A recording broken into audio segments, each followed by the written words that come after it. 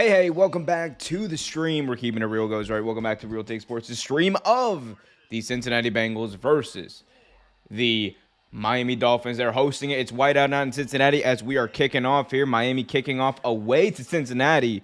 And the Cincinnati Bengals got their whiteout uniforms looking sleek, looking great. And there is the guy right there, Joe Burrow. We'll get the score up in a second, guys. But before we do that, of course, as always, guys, put your questions in the chat. We'll get to those as soon as we can. Put your questions. If you're feeling frisky, if you're feeling great, if you're feeling generous, be sure to leave a super chat as well. Joe Burrow in the gun on 1st and 10. We'll also get the score up in just 1 second. Guys, here we go. They're starting here. Burrow in the gun. Takes the snap. Going to be a handoff to Joe Mixon. And Mixon going to carry it for a gain of maybe 2, perhaps 3. So nice run to the right there for Joe Mixon to start things off. So we are trying to get this score up. This is the part that takes a while in the beginning, but after we got it, it's all good. Here we go. Hurry up here for the Bengals. 2nd and 8, 14:43 remaining in the first quarter. Burrow in the gun. Joe Burrow takes the snap. Looks to his right, fires for Jamar Chase, and he's got Jamar Chase just short of a first down, maybe a yard or 2 short. So that's going to bring up 3rd and 1 for the Cincinnati Bengals. So 3rd down and 1 coming up for the Bungles, or the Bungles as many people call them. As we are about to get this score up as well. That is not, we don't want to get copyright stricken. Come on now. Come on, NBC Sports. There we go. We got the score up. We got the game view up. It's a fun time to be a football fan here. On 3rd and 1, 13:50 remaining in the first quarter. Burrow takes the snap, looks to his left, fires, got his man, his tight end, across the 40. He's stiff-arming his way to the 50 and across midfield. He was fighting. That was Hayden Hurst, the former Baltimore Raven. Former first-round pick Hayden Hurst bulldozing his way through Xavier Howard and that Miami Dolphins secondary.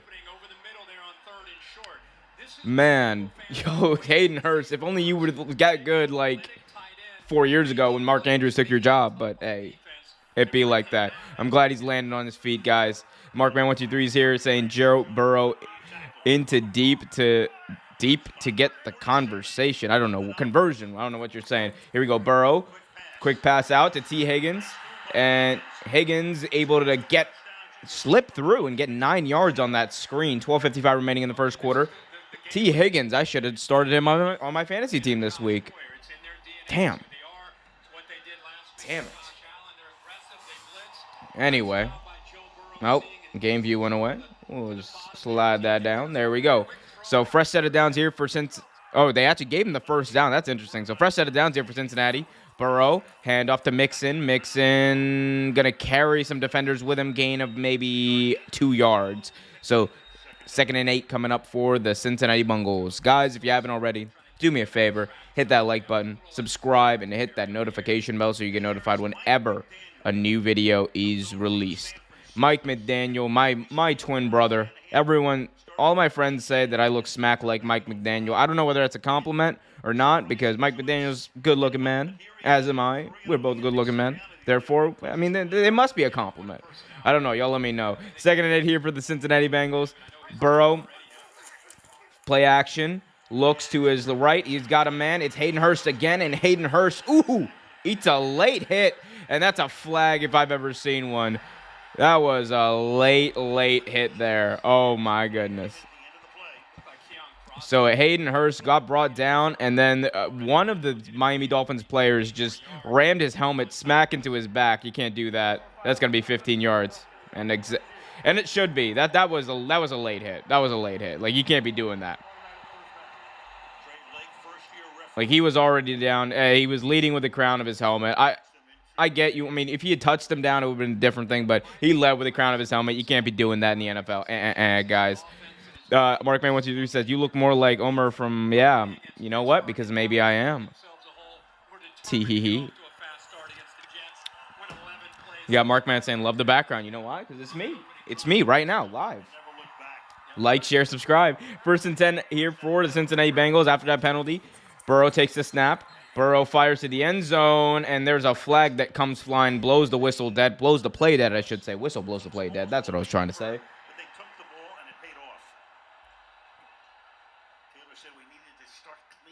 So, neutral zone infraction on the defense. That's Trubb Blake. First season as a referee. Hopefully this next generation of referees is a lot better than the old generation because they sucked. Anyway, Bengals right up there near the goal line here. Red zone offense so far this year, 5 touchdowns on 10 drives. Towards the bottom of the NFL so far. So, neutral zone infraction sets up a 1st and 5 for the Cincinnati Bengals at the Miami 11-yard line. So 1st and 5 from the 11. Burrow takes the snap, fires to his right to the end zone, and it's incomplete. Tyler Boyd had some contact there early. They're not going to call it. It's going to be 2nd and 5 from the 11-yard line. 11-11 remaining in the first quarter. That's interesting. Tyler Boyd's a big target. I'm surprised he wasn't able to haul that in, but there was a lot of contact there. Let's see. Yeah, it was a contact on the face mask. There's a bit of contact on the face mask there. I'm surprised that wasn't a penalty. Here we go. Burrow in the gun. 2nd and 5. Boyd in motion. Burrow, hand off to Joe Mixon. Joe Mixon running to his right. Joe Mixon brings a man down just near that 1st down marker. Did he get there? That spot is going to be critical here with 11 minutes remaining in the first quarter. Did he get to that 1st down marker? He was right there. He was really right there. Yeah, Joe Mixon was really close there, guys. So it's going to be interesting to see what they call. I think they might bring out the chains on this one. They're going to call it 3rd and inches. So 3rd and inches, 10:33 remaining here in the first quarter. Ball at the Miami 5-yard line. And we got a timeout coming up as the play clock was running down to 2 seconds. So Bengals forced to burn a timeout here, and the head coach is not happy about that at all. And he is frustrated with he should be frustrated with the officials. That play to Boyd, that should have been a penalty. He had him right by the face mask in the end zone. That should have been 1st and goal from the 1-yard line for the Cincinnati Bengals. I mean, he's yelling. The coach is yelling at the referee, but it's not much you can do. Timeout here for Cincinnati. So they're gonna think about it. I mean, Taylor was just the play clock was at 2. They were not gonna get that play off. So that was a smart decision there by Taylor. So Zach Taylor was a third-year head coach? No, I think 4th-year head coach, if I'm not mistaken. Either way, last year they made the Super Bowl. That's a big improvement. 3rd and inches here. Bengals ball, single back formation. Burrow under center, takes the snap, hand off to Mixon. Mixon runs to the right. Mixon picked up a 1st down. Mixon carries the ball, carries the pile. Touchdown, Cincinnati. He carried 7, 8, 9 men with him. It doesn't matter. Joe Mixon, 28, into the end zone for 6. And the Bengals are on the board here to start this game. Man, that was a great run there. Joe Mixon keeps those legs moving. I mean, he gets some help from some offensive linemen, Hayden Hurst and company, and it was a melee. It was a good old rugby play, as JR would say. You got Markman123 in the chat saying, I'm surprised the Dolphins defense was so weak given the Department of Defense uses Dolphins to protect nuclear subbases. This drive might have a large national security implications. As the kick sails in just good, almost missed it. That was drifting right, but McPherson kicks it through. Bengals up 7-0 here to begin this game at home. It's whiteout night. They're on all white. Those white helmets look great. That is a great uniform. Guys, you know what's also great? You all in the chat, be sure to hit that like button if you haven't already. Subscribe and hit that notification bell so you get notified whenever a new stream, video, or whatever the hell else we do in this chat is released. But as far as Markman123, as far as national security implications, I'm not sure if any national security implications can come out of this game, unless, you know, like someone has money on the game in the federal government, which I'm not sure how. I mean, I'm sure that's legal, but should it be legal? Should it be legal? That's a pay-for-play type of affair going on there. By the way, there are going to be other games this week or this weekend. A whole slate of games here for Week 4. This is only beginning. Thursday Night Football. This game's already kicked off. We'll update that graphic in just a second. But you got the Commanders and the Cowboys. You got the Vikings and the Saints. The Bears, Mark Man's Da Bears, going up against the New York Football Giants. New York Jets to the Steelers. We got Seahawks, Lions. That's good. Two extremely evenly matched teams. That's going to be a very low-scoring affair. Actually, no, I hope it's not low-scoring because I need Jared Goff to go off in fantasy football. So I hope he goes crazy.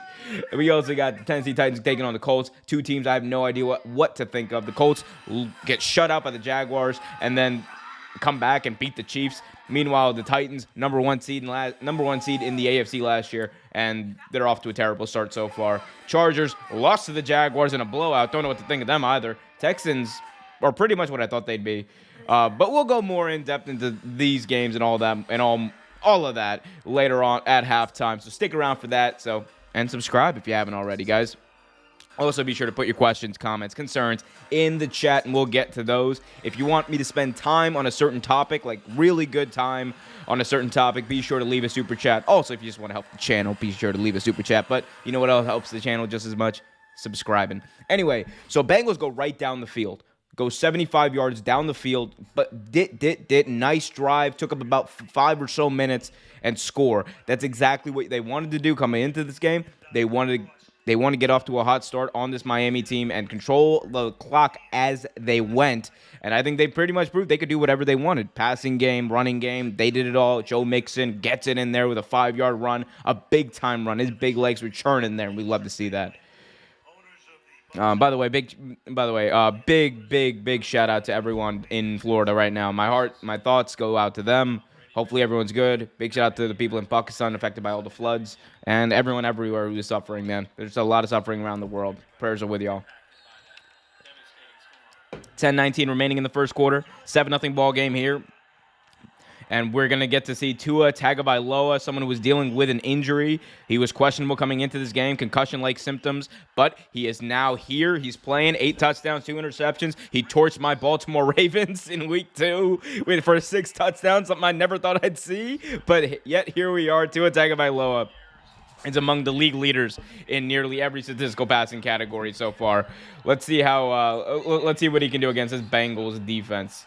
All right, so Tua Tagovailoa starts at his own 25 after the touchback. Under center, takes the snap, and he's going to hand it off to his running back, and that's going to be Raheem Mostert. Oh, my God.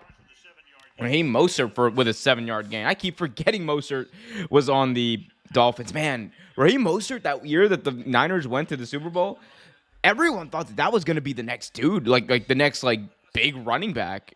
That's crazy.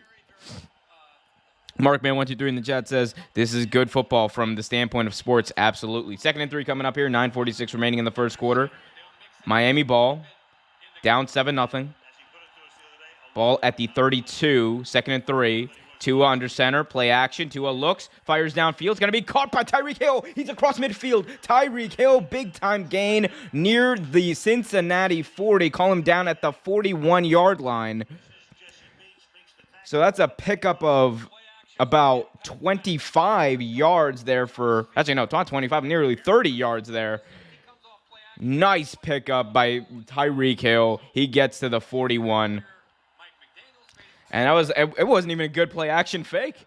Tyreek Hill was just wide open middle of the field, and Tua's going to take that all day. Here we go. 1st and 10, ball. They're going to mark it at the 42-yard line. Either way, in Bengals territory, Tua on 1st down fire. It's going to be caught again, and this is Jalen Waddle, and he's down for a 20-yard gain down at the 21-yard line. The Miami Dolphins are going dit down the field right now. They're not kidding around. We might have a shootout on our hands, folks. We might have a shootout on our hands, in which case, let's go. Let's keep going. For as many points scored, I want as many likes. Let's go, baby. Hit that like button, subscribe, hit that notification bell. Here we go. 1st and 10, ball at the Cincinnati 22, down by 7, but the Miami Dolphins are driving. Tua in the gun, takes the snap, fires, and it's Hill batted at the line of scrimmage, almost intercepted.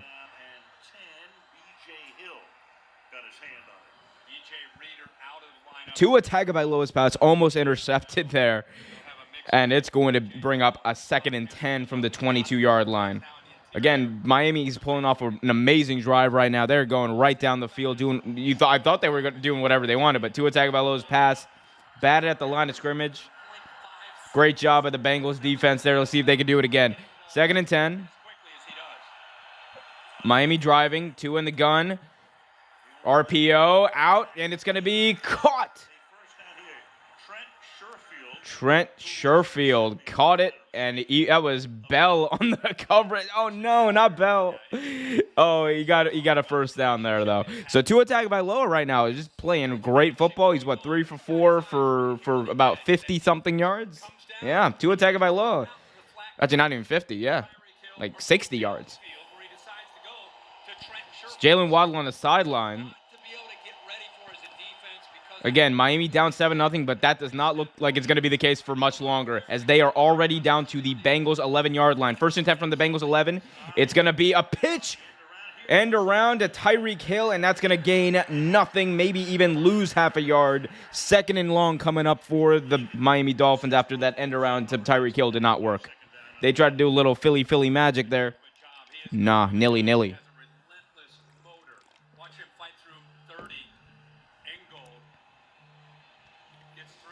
Yeah, so they just were not set with their blocking were Miami, so that's going to cause a 2nd down 10. Again, they're still at the Bengals. They're still deep in Bengals territory. They're basically it's basically 1st and goal, but 2nd 11, ball at the 12-yard line.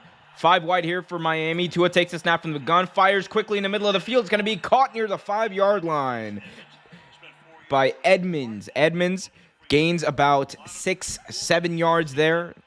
Probably, let's call it 6. I think he was down at the 4 possibly, so that's going to bring up 3rd and 4 for the Miami Dolphins. 3rd and 4, right at the goal line, right at around that 5-yard line. Dolphins on goal-to-go drives this season are 4 for 4, 100% for the season. Can that remain? 3rd and 4 on the goal line. Tua in the gun, takes the snap, looks to his right, fires to his right, and he's got a man, and he dropped it! Edmonds dropped it in the corner of the end zone. Oh, no! That was good coverage. Edmonds should have had it, but it just wobbled in his hands, and he never got it. That was a great pass by Tua Tagovailoa. Terrible defense by Cincinnati. But Edmonds just couldn't bring it in. He thought he had a touchdown. He took his eyes off the ball. That's why you never take your eyes off the ball, kids.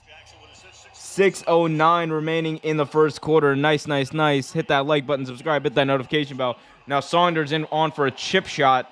So far, he's 2 for 2 for the season. This is 23 yards. He's not going to miss this. Kick is up on its way, and he's right down the middle. Saunders puts Miami on the board. It's 7-3. Cincinnati up 7-3 with 6:05 remaining in the first quarter. Thursday night football from Cincinnati. It's whiteout night over there. Guys, there's 22 of y'all watching right now, and I appreciate every single one of you guys. But be sure to hit that like button if you haven't already. You know what that does? It helps the channel grow, helps more people see the stream, builds a community. This is really loud, but be sure to do all that. Also helps my self-esteem, so be sure to help me out. Do a good deed today, people. Do a good deed. Hit that like button. Also, be sure to put your questions in the chat. We're going to get to your questions. If you want me to spend a specific amount of time on a question, a significant amount of time on a question, be sure to leave a super chat as well, and we will really get into the weeds of whatever question, issue, statement you make. So be sure to do that to guarantee your question and or statement gets ample time. So right now, 7-3 ball game. Again, the Miami Dolphins, I mean, I thought they were going to go down and score like at will on this team. Like, I genuinely thought that they were just going to go down and do whatever the hell they wanted against this team, but that does not seem to be the case right now. They just falter at the goal line, which is not something I thought the Miami Dolphins would do considering the way they played this year. So they're 3-0. The Bengals not really off to a good start for this season. Like, I mean, that first game against the Steelers, they lost by a field goal, and the Steelers are a team that many people think is a joke. Like, Mitch Trubisky's your quarterback, and it's a joke to lose to a team like that. I mean, and look, as great as that pick was, picking Jamar Chase with that number 1 overall pick, or sorry, with their first round pick a few years ago. A lot of people, the big criticism coming out of that was, yeah, Jamar Chase is going to be a great player, but at the same time, who is going to be blocking for Joe Burrow? And that question has still not been answered in large part because he's getting rushed more than any quarterback in the NFL right now, and it's not great. And also the Bengals coming off of losing to Dallas and Cooper Rush. Oh, by the way, I don't care what anyone says. People can say I disrespect Cooper Rush on this channel a lot, and you know what? You're damn right. You're damn right.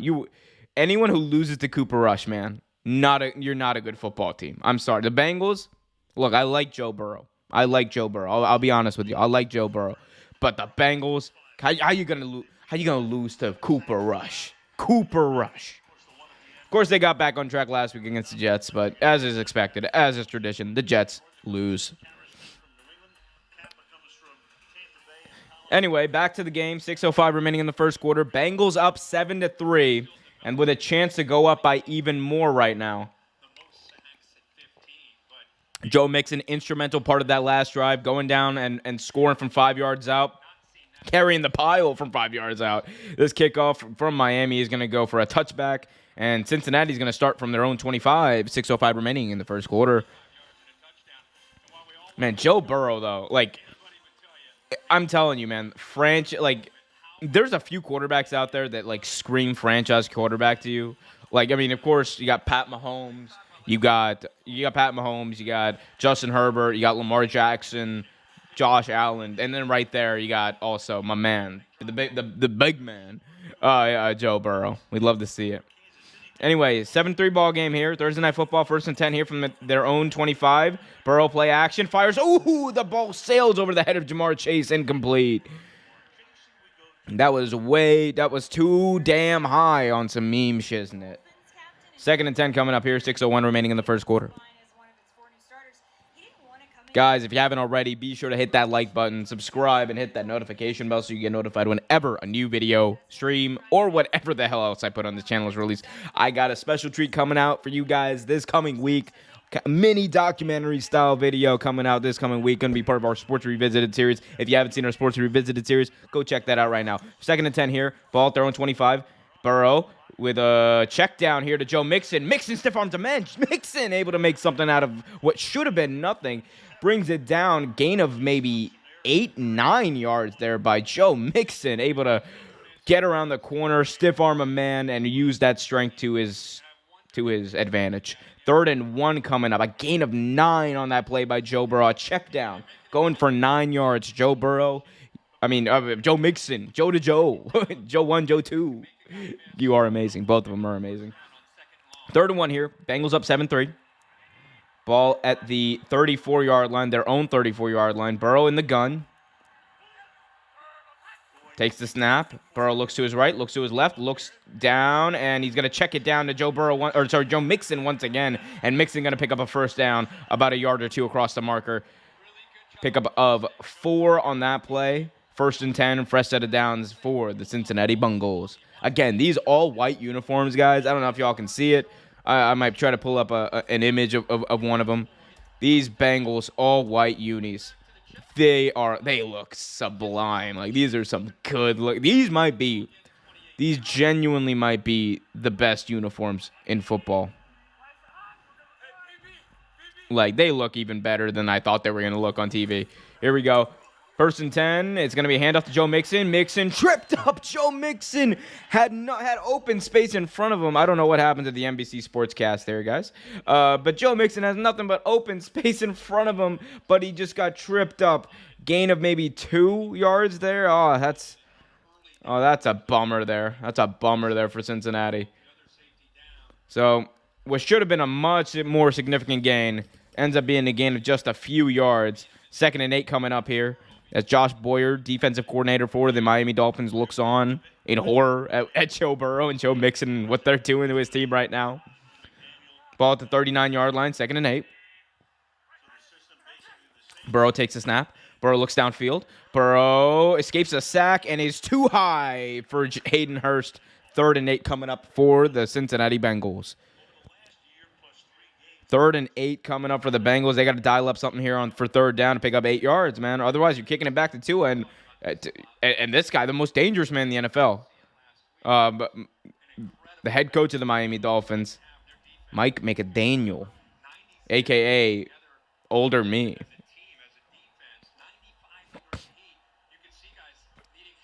So, third and 8. Bengals have the ball at their own 39. 8 yards away from a first down. Burrow in the gun with Joe Mixon. Burrow takes the snap. Looking downfield. Burrow fires short for Mixon. Mixon can't hold on, and it's going to be incomplete. 4th and 8 coming up, and a punt as well with 3:43 remaining in the first quarter. So Joe Burrow and you thought they had maybe a little something going there with these checkdowns, but it just ended up being checkdown city like Joe Flacco in 2014, 2015, I should say. That was a real checkdown city. I'm pretty sure Buck Allen had like 70 catches for like 400 yards. It was crazy. But 7-3 ball game. Bengals on the punt. It's going to be Huber. He's still on the Bengals? God bless you. He's a veteran. Huber punted away, and it's going to be fielded, a fair caught, I should say, at about the 13, 14-yard line, right around there, by Tyreek Hill, and that is where the Miami Dolphins are going to start after this commercial break. And, guys, it's a great time for me to tell y'all to hit that like button, subscribe, hit that notification bell if you haven't already, to get all of this amazing, exclusive content.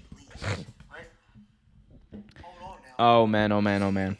Guys, be sure to put your questions in the chat as well. Markman123, from the standpoint of football, this is good. Of course, it's good. I mean, look, these are two young teams, two really young and really good quarterbacks right now in the league. So you love to see it. Why bet NFL anywhere else? I could think of a few reasons.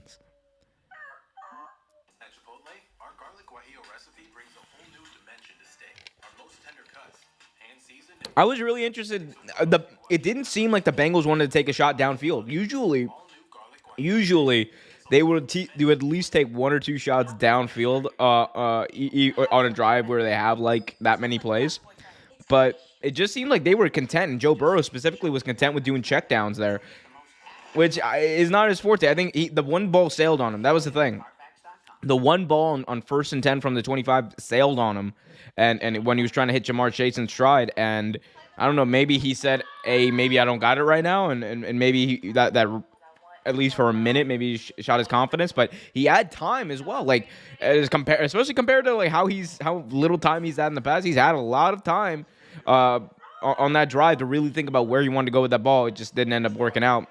Possibly good defense on the other side, maybe. But it's interesting to see Hayden Hurst, man. Hayden Hurst for the Cincinnati Bengals. He's a tight end for the Cincinnati Bengals. He's a guy who first-round pick in 2018 for the Baltimore Ravens. And he was in that draft. He was actually the Ravens picked in the first round before Lamar Jackson. He was picked, I believe, 5 or 6 picks before Lamar Jackson was picked. So, and he's a guy who his rookie season, you thought he was going to be the guy, and then Mark Andrews, we had the ascent of Mark Andrews, who was also in that 2018 draft, like a 4th-round pick in that draft. We had his ascent, and he became the guy in Baltimore. And, Hayden Hurst became in large part just a blocking tight end. I mean, he was the 3rd tight end on the depth chart at one point with Nick Boyle overreaching him. So we'll get back to the Hayden Hurst story in just a second, though. As we got the LSU-Alabama rivalry renewed in the NFL, the Bengals-Miami Dolphins rivalry here with Tua Tagovailoa and Joe Burrow. National champions, Tua Tagovailoa and Joe Burrow, I'll have you know. 1st and 10 here, ball at the Miami 13. Miami has the ball. Their own 13. Tua in the gun. Bit of a pistol formation. Handoff here to Raheem Mostert. Mostert looking for room. Mostert has room. Mostert has a first down. He found a crease, and he ran with it literally and figuratively, but we got a flag coming in. Flags come down. Ref ball is afoot, ladies and gentlemen. Here we go. It's going to go against the Miami Dolphins. Half the distance to the goal. All that jazz. That sucks.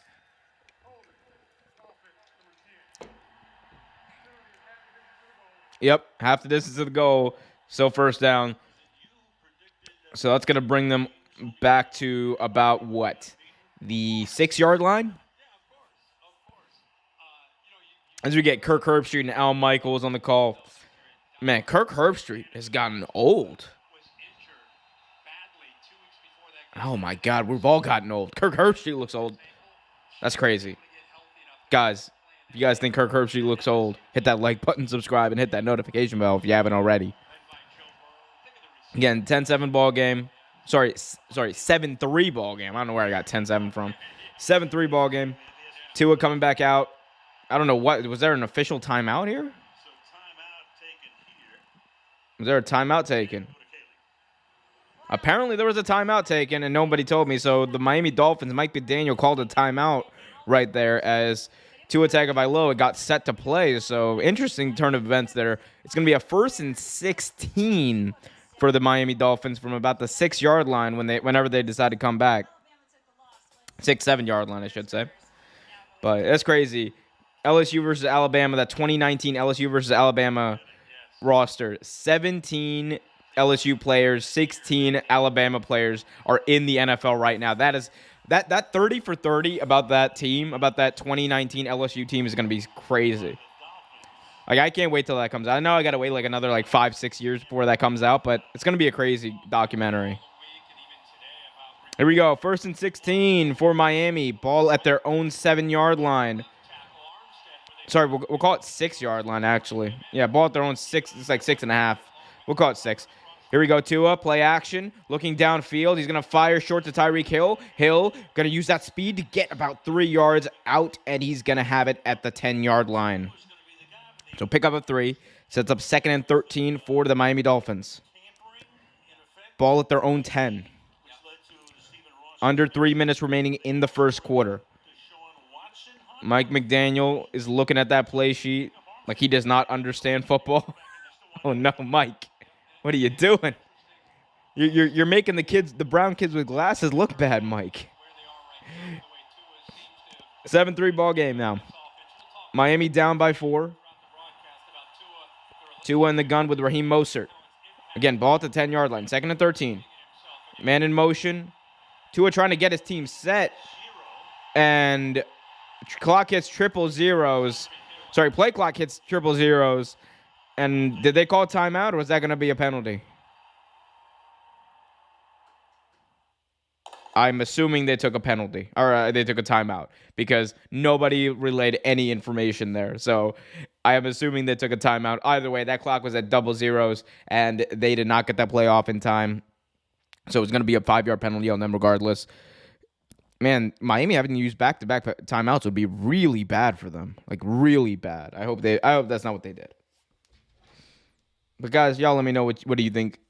Guys, what do you think about Tua Tagovailoa? I'm really interested to hear from the chat. What do you guys think about Tua Tagovailoa as a quarterback? Because I know a lot of people go back and forth about him, whether or not he's, worth being called a franchise quarterback, which, here's the thing. I think it depends on what you mean by a franchise quarterback. If you're talking about a guy who you can win a Super Bowl with, I think Tua Tagovailoa, you can win a Super Bowl with him. I think he has the potential to end up being like a star, like an excellent quarterback, like he has a chance to be in that class of quarterback that we talk about Justin Herbert, that we talk about Joe Burrow. The thing is with Tua, the injury history as well as just I mean, at least before, not having as many weapons as he's had, as I think stunted his development in a way. And right now, I think he's in that category of like the upper echelon of good quarterbacks.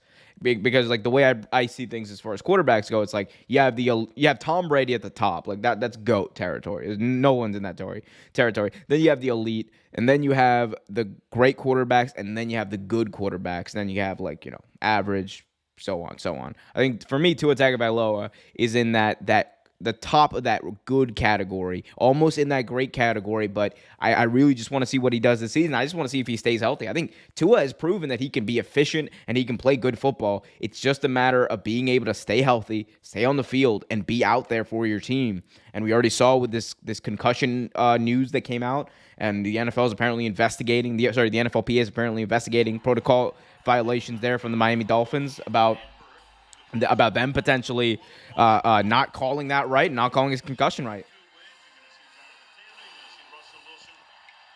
Man, Russell Wilson's been playing like trash this year, guys.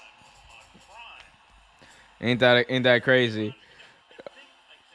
And we got a bot spamming the chat. We hate to see it. Goodbye, bot. Anyway, 2nd and 13. Miami just used their second timeout to avoid the penalty. Ball at their own 10-yard line. Tua Tagovailoa in the gun, takes the snap. He looks downfield. Tua steps up, fires downfield. It's going to be caught right there at the 30-yard line. Tua took a big shot at the end of that play, but he got him right there. That was his tight end at the 30-yard line. Tua Tagovailoa steps back and delivers an absolute dime to his tight end. Is that Gesicki? Yeah, I think it was. Absolutely. 6 for 8, 88 yards for Tua. Ball at their own 31 now. Fresh set of downs there. Tua. It's going to be a handoff to Raheem Mostert. Mostert gains maybe 2 yards. 2nd and 8 coming up for the Miami Dolphins. Mac Attack Prod says, rip bot. Yeah, rip bot. I don't mess with bots on this channel. I remember a while ago the porn bots during the NBA Finals. The porn bots were going wild. They were just all up in the chat. Hated that. There were children watching that stream. Damn it. We got Mac in the chat saying, "No, Tua turned the ball over."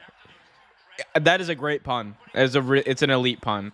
Anyway, play action here on 2nd and 8. Tua fires deep downfield, and it's going to be triple coverage. Intercepted. Mac called it. Von Bell with the interception. Tua just flung it up in double coverage. Bad throw. Bad read. Great catch by the defender, though. And it's intercepted. Bengals football after the turnover by Tua Tagovailoa. Sorry, Tua turned the ball over. Oh, he just didn't get. He underthrew it. Tyreek Hill would have been streaking had Tua led him on that play, but he just didn't have enough arm strength on that throw, and he underthrew it. Von Bell was right there. Bengals have the ball at their own 29. Mac says exactly. You called it, Mac. I'll give you that. You called it. Tua turned the ball over. You called it. Guys, by the way, if you all want to call stuff, you can call it in the chat, just like Mac did. Anyway, fresh set of downs here for Cincinnati after the turnover. Handoff here to Joe Mixon. Mixon's going to run, and he's going to gain maybe 6-7 yards. 2nd down coming up. 57 seconds remaining in the first quarter, so we're going to get at least one more play before this quarter ends.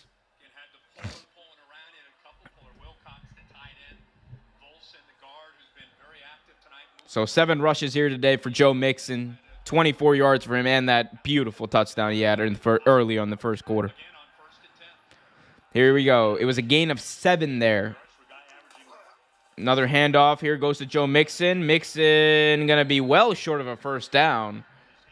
Brought down just maybe 2 yards short of a first down. That's the final play of the first quarter. Doesn't look like the Bengals are in any rush to get a playoff. Except Joe Burrow might be. Joe Burrow told him to get to the line, and their team is listening to him. Joe Burrow wants to get to the line. Let's see. He's probably just going to, he's trying to draw him off sides. Ain't nothing going to happen out of this.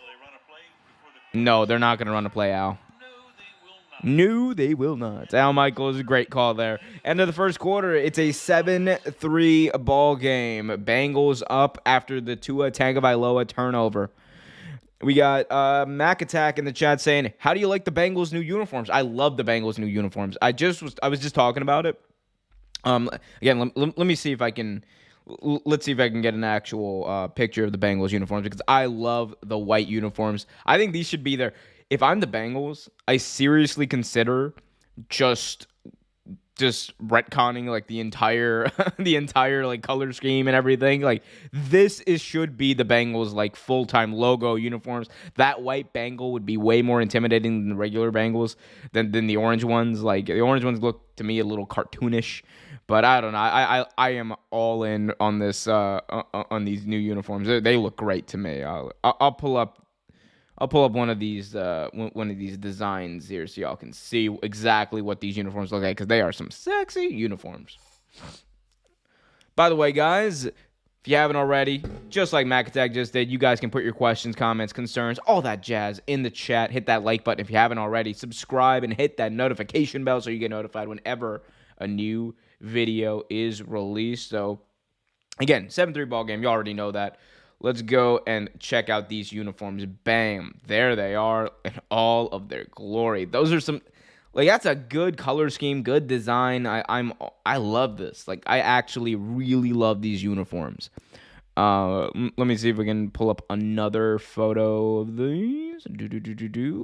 But yeah, like you see the all white, it just looks better. It just looks better. It looks a little more intimidating, if you ask me. Like, especially when you consider that the Bengals orange uniforms, they're so synonymous with the Bengals being a joke. Like just eternally synonymous with that team and that franchise being a joke, that like, you know, you can't they kind of need to rebrand a little bit, in my opinion. Again, I'm a Ravens fan. I'm used to thinking of the Bengals and their orange uniform, like the trashiest logo, the trashiest uniforms. But these uniforms right here, some sexy uniforms. Like, hey, well, hold up. There they are. Look, they're even right there in my background. Some really good looking uniforms there, guys. But y'all let me know what you guys think about the Bengals uniforms. What do y'all think? Y'all like them? Y'all hate them? Let me know in the chat. Should they replace their logo? Did they go with the all-white Bengal tiger? Y'all let me know in the chat. Hit that like button, subscribe, hit that notification bell if you haven't already. Yeah, guys, it's crazy.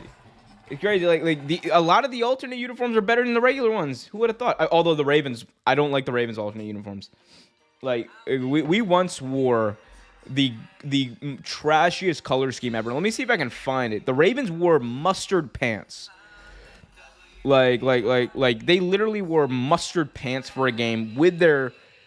Oh my God, here we go. I found it. I'll get to it after this, but oh my God, the Ravens wore purple jerseys, mustard pants. It was the worst alternate uniform in NFL history. We got Rich Sison saying, I agree. I'm digging those new uniforms. There are some great uniforms. Let's see if the greatness follows them on the football field. 3rd and 1 here.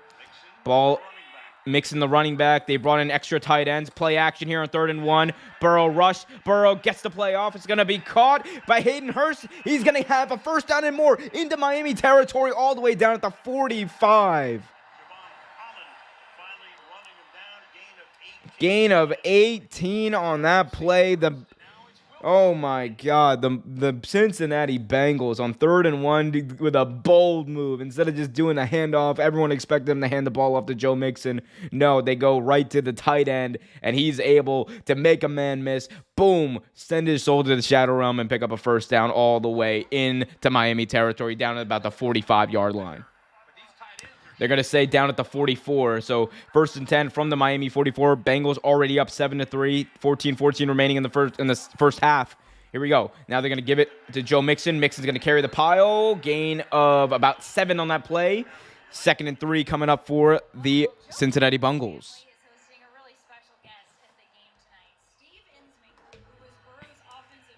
Steve Insming. Oh my God! This was the offensive coordinator for LSU during that historic season.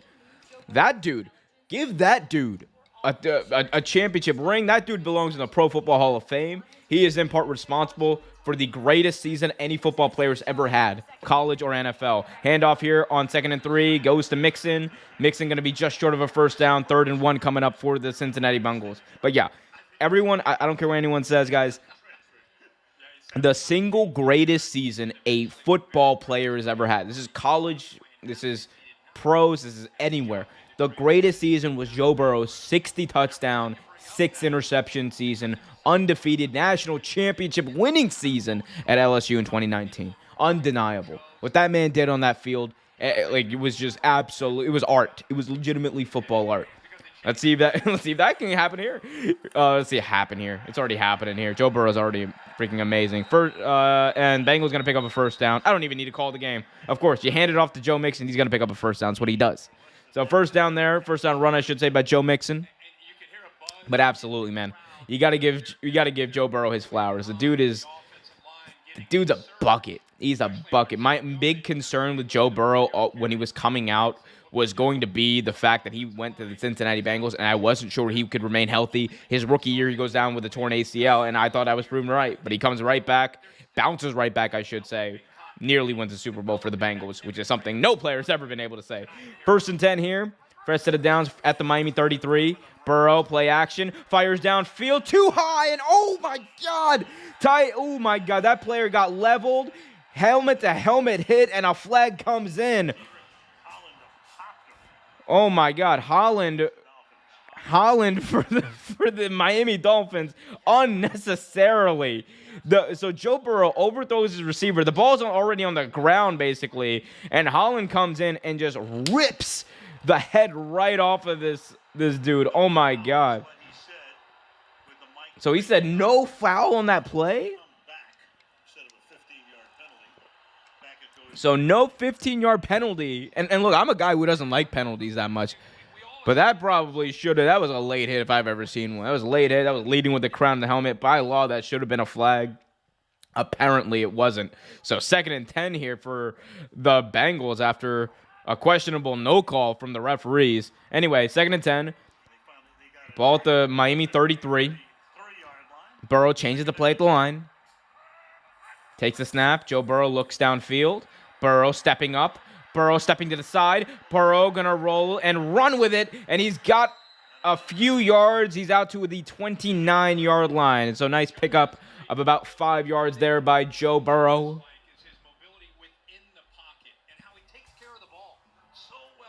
Man, Joe Burrow doing everything it takes. Had time. And then when it ran out, he said, well, no one's open, so I'm going to go and run with it. That's what you got to do sometimes.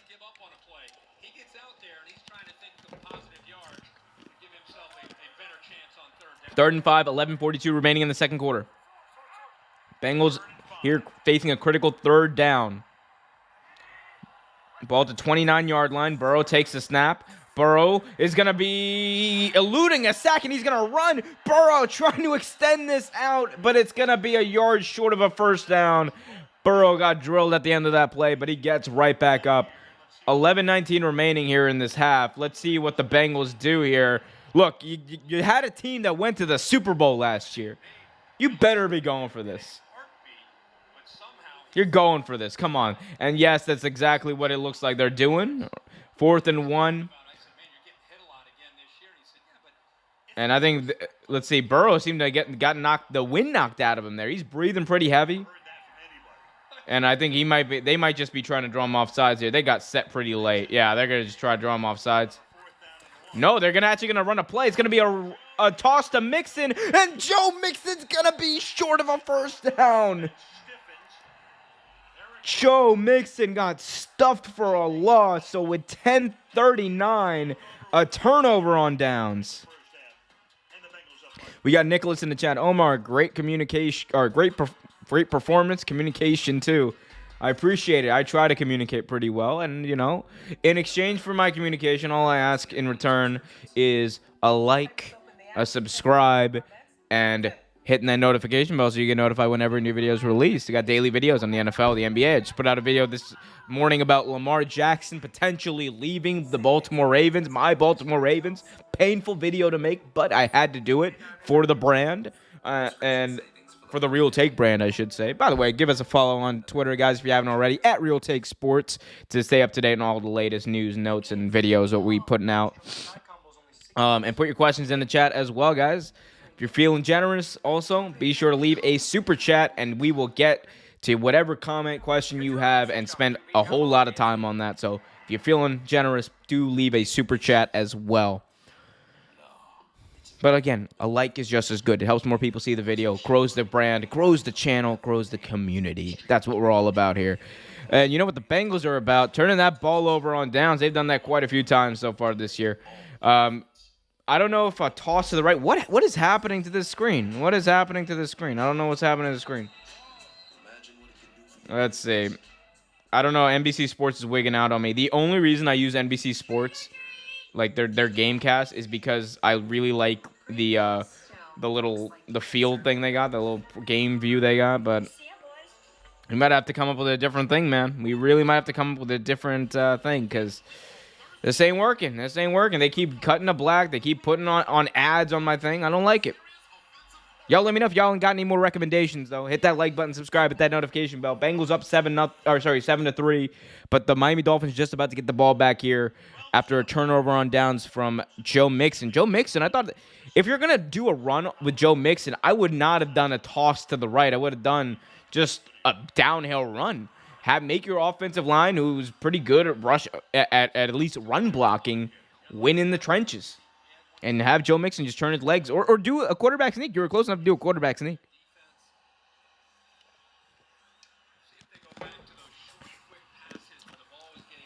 One thing's for sure, I know Tua Tagovailoa is not going to throw the ball deep on this first play. I know damn well he's not throwing the ball deep on this first play. All right. 1st and 10 here for the Miami Dolphins and Tua Tagovailoa. Ball at their own 24. I formation here for the Dolphins. It's going to be play action. Quick toss. Oh, to nobody. Tua almost threw it right back to Von Bell once again. Could have been a pick six. There was miscommunication personified on that play. And we got a flag coming in late. And with all that, a penalty too. That was not a good start to this drive. Ineligible player downfield. That's going to be a penalty, and it's going to bring this back a few yards. 10:37 to go. 7-3. Bengals up. Miami has the ball after the penalty. 1st and 15. At their own 20. What is that? At their own 20-yard line? I believe so. Yep. 20. Let's say 19. Handoff here on 1st and 15, I should say, and it's going to be a gain of about 3 from Edmonds. Second out coming up here, 10:25 remaining in the first half. Man, that first drive, both teams were really going down. I thought it was going to end up being a shootout after the first drives of each team, but now it's just like, come to a halt. They've slowed it down, slowed it way down. 10 minutes remaining in the first half. 2nd and 11 here for the Miami Dolphins.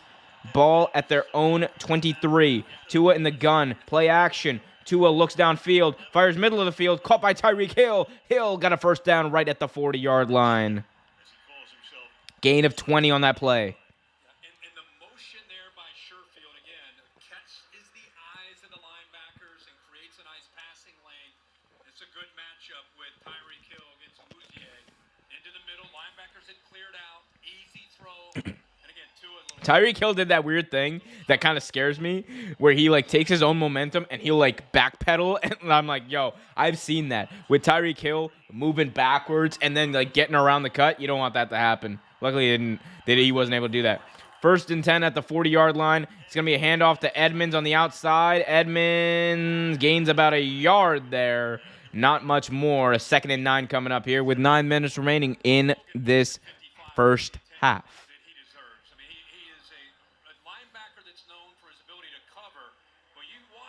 Guys, if you've not already done so, please do me a favor. Hit that like button, subscribe, and hit that notification bell so you get notified whenever a new video, stream, or whatever the hell else we put out here is released. We got daily videos on the NFL, the NBA. We're going to be doing a lot of cup talk coming up, real take cup talk about the World Cup. It's going to be a lot of fun. But right now we're focusing on football. 2nd and 9 here, 8:35 remaining in the first half. Tua in the gun. He's going to throw a screen out to Tyreek Hill. Hill trying to use his speed to gain some extra yardage, but not able to pick up a first down. Going to fall about 3-4 yards short of a first down. 3rd down coming up here for Miami. It's weird. Miami, I feel like is kind of forcing the issue with the down the field passing. They don't need to pass the ball down the field on this defense. Just take what the defense giving you. They're giving you a good amount of yardage on these short and intermediate routes. 3rd and 4 here. 8 minutes remaining in the first half. Ball at the 44-yard line. The Miami 44-yard line. 5 wide here for Tua. Let's go. Tua takes the snap. Tua fires downfield for Tyreek Hill, and it's too much. Too much. But a flag comes flying. Ref ball is a foot, and a flag comes in on the end of the play. That's likely going to be pass interference on the defense, and a 1st and 10 for Miami in Bengals territory. Let's see what this was. Did 22 get there early? Yep, he did. He got him right there by the horse collar. He got a horse collar on him.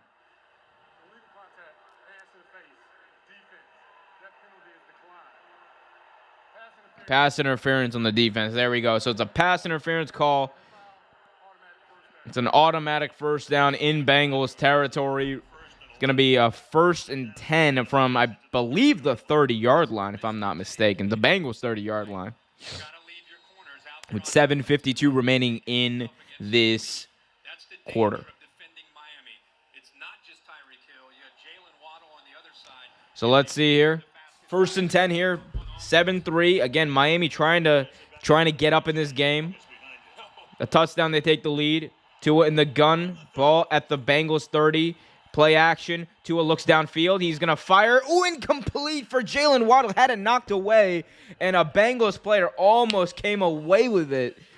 Lucky there as Jalen Waddle unable to get his hands on that low throw by Tua Tagovailoa. Man, Jalen Waddle, 362 yards receiving. Tyreek Hill, 368 yards receiving. Second pair of teammates with 300-plus yards through 3 games. The first ever group, whoever did that? Deshaun Jackson. Remember that? Deshaun Jackson and Mike Evans in 2018 in Tampa Bay. Deshaun Jackson did play for Tampa Bay. That was a thing that happened. Anyway, 2nd and 10 from the 30. It's a dangerous throw by Tua. Ball comes loose, and they're going to call that an incomplete pass. You say he did not complete the process of a catch before that ball hit the ground. That was a dangerous pass there by Tua Tagovailoa going to Jalen Waddle. He was unable to keep both hands on it, and they got lucky. Man, you're only going to get that lucky so many times, guys. You're only going to get that lucky so many times. That was good defense there. We got Nicholas saying, I subscribe, great coverage. Stoic, yet appreciation for the game.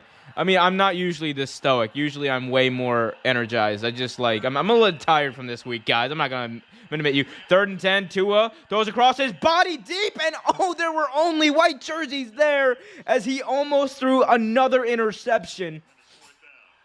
I mean, luckily he overthrew everybody in the end zone, but there were only white jerseys near that football. There were 3 white jerseys in the vicinity of that ball. Tua Tagovailoa needs to be careful with that football. That's going to bring up a 4th and 10 and a field goal. Call it a 47-yard field goal attempt here coming up for Saunders. Jason Saunders.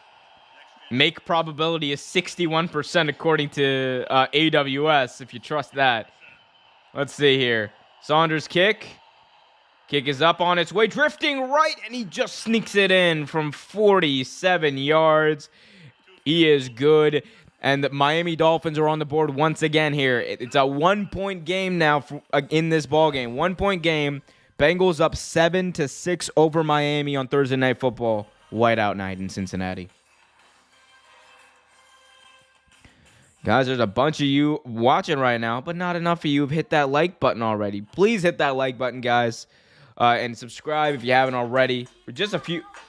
We're getting closer to our subscriber goal for this stream, so be sure to keep those subscribes coming. Be sure to keep those questions coming as well. If you have a question, a comment, concern, it can be about this game, it can be about the NFL. Hell, you want to talk about the NBA, we can talk about that too. Put your question in the chat, we'll get to it. And if you want to guarantee your question statement, 1, gets read out on the air, and 2, gets some ample time, I will prioritize super chats in that respect. So leave a super chat, guys, to guarantee your question statement gets some time as well as guarantee it gets read out on the air. I know you guys. I know y'all got the super chat already loaded up. Yeah, y'all just being cheap because we're a smaller channel. I know y'all. Come on. Help us out. Help me help you. Get in on the ground floor, as they say. But y'all let me know, guys. 6-7 game.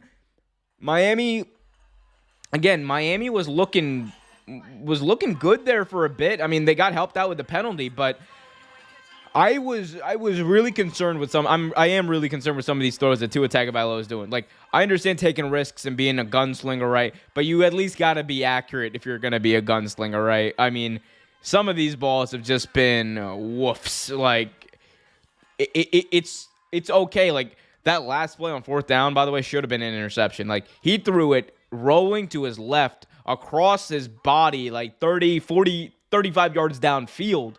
You can't be doing that. You can't be doing that because there were only white jerseys in the end zone, Tua. Like, they would have gotten it. So, it ain't great. Ain't great. Mike McDaniel. They wind up getting married. And then years later, he winds up on Mike Shanahan's staff as an intern. What is happening here? What is this story Al Michaels is telling about Mike McDaniel marrying someone? With Denver, been with a number of teams, including Miami. I mean, Mike McDaniel is a good head coach. Here's the thing. I think, I have thoughts on the whole Brian Flores thing. I thought the way the Miami Dolphins handled the Brian Flores thing was absolutely egregious and terrible. You guys want to know? You guys want to know about that? There's a video about that in the archives. But Mike McDaniel, in his own respect, he's a great coach. Like, this is a guy who you can already tell, like, the personality is infectious. He's a guy you want to play for. He's a very smart offensive mind, and on top of all that, he's funny. He's hilarious. The dude's like, look at, like, he's a funny. He's like 5'3". He's hilarious. Like, come on, guys. Hit that like button if you haven't already subscribed. Hit that notification bell. We got Jesus Acosta in the chat asking how I like the Bengals uniforms. Oh, sir, you mean these uniforms? I absolutely love the whiteout uniforms. Goats of uniforms. Like, honestly, might be my favorite uniforms in the league right now. Here we go. Touchback there is going to have Bengals going to start at their own 25, and it's going to be a throw to Joe Mixon here on first down, gain of 5. 2nd and 5 coming up for Cincinnati. Again, Cincinnati up 7-6 in this game.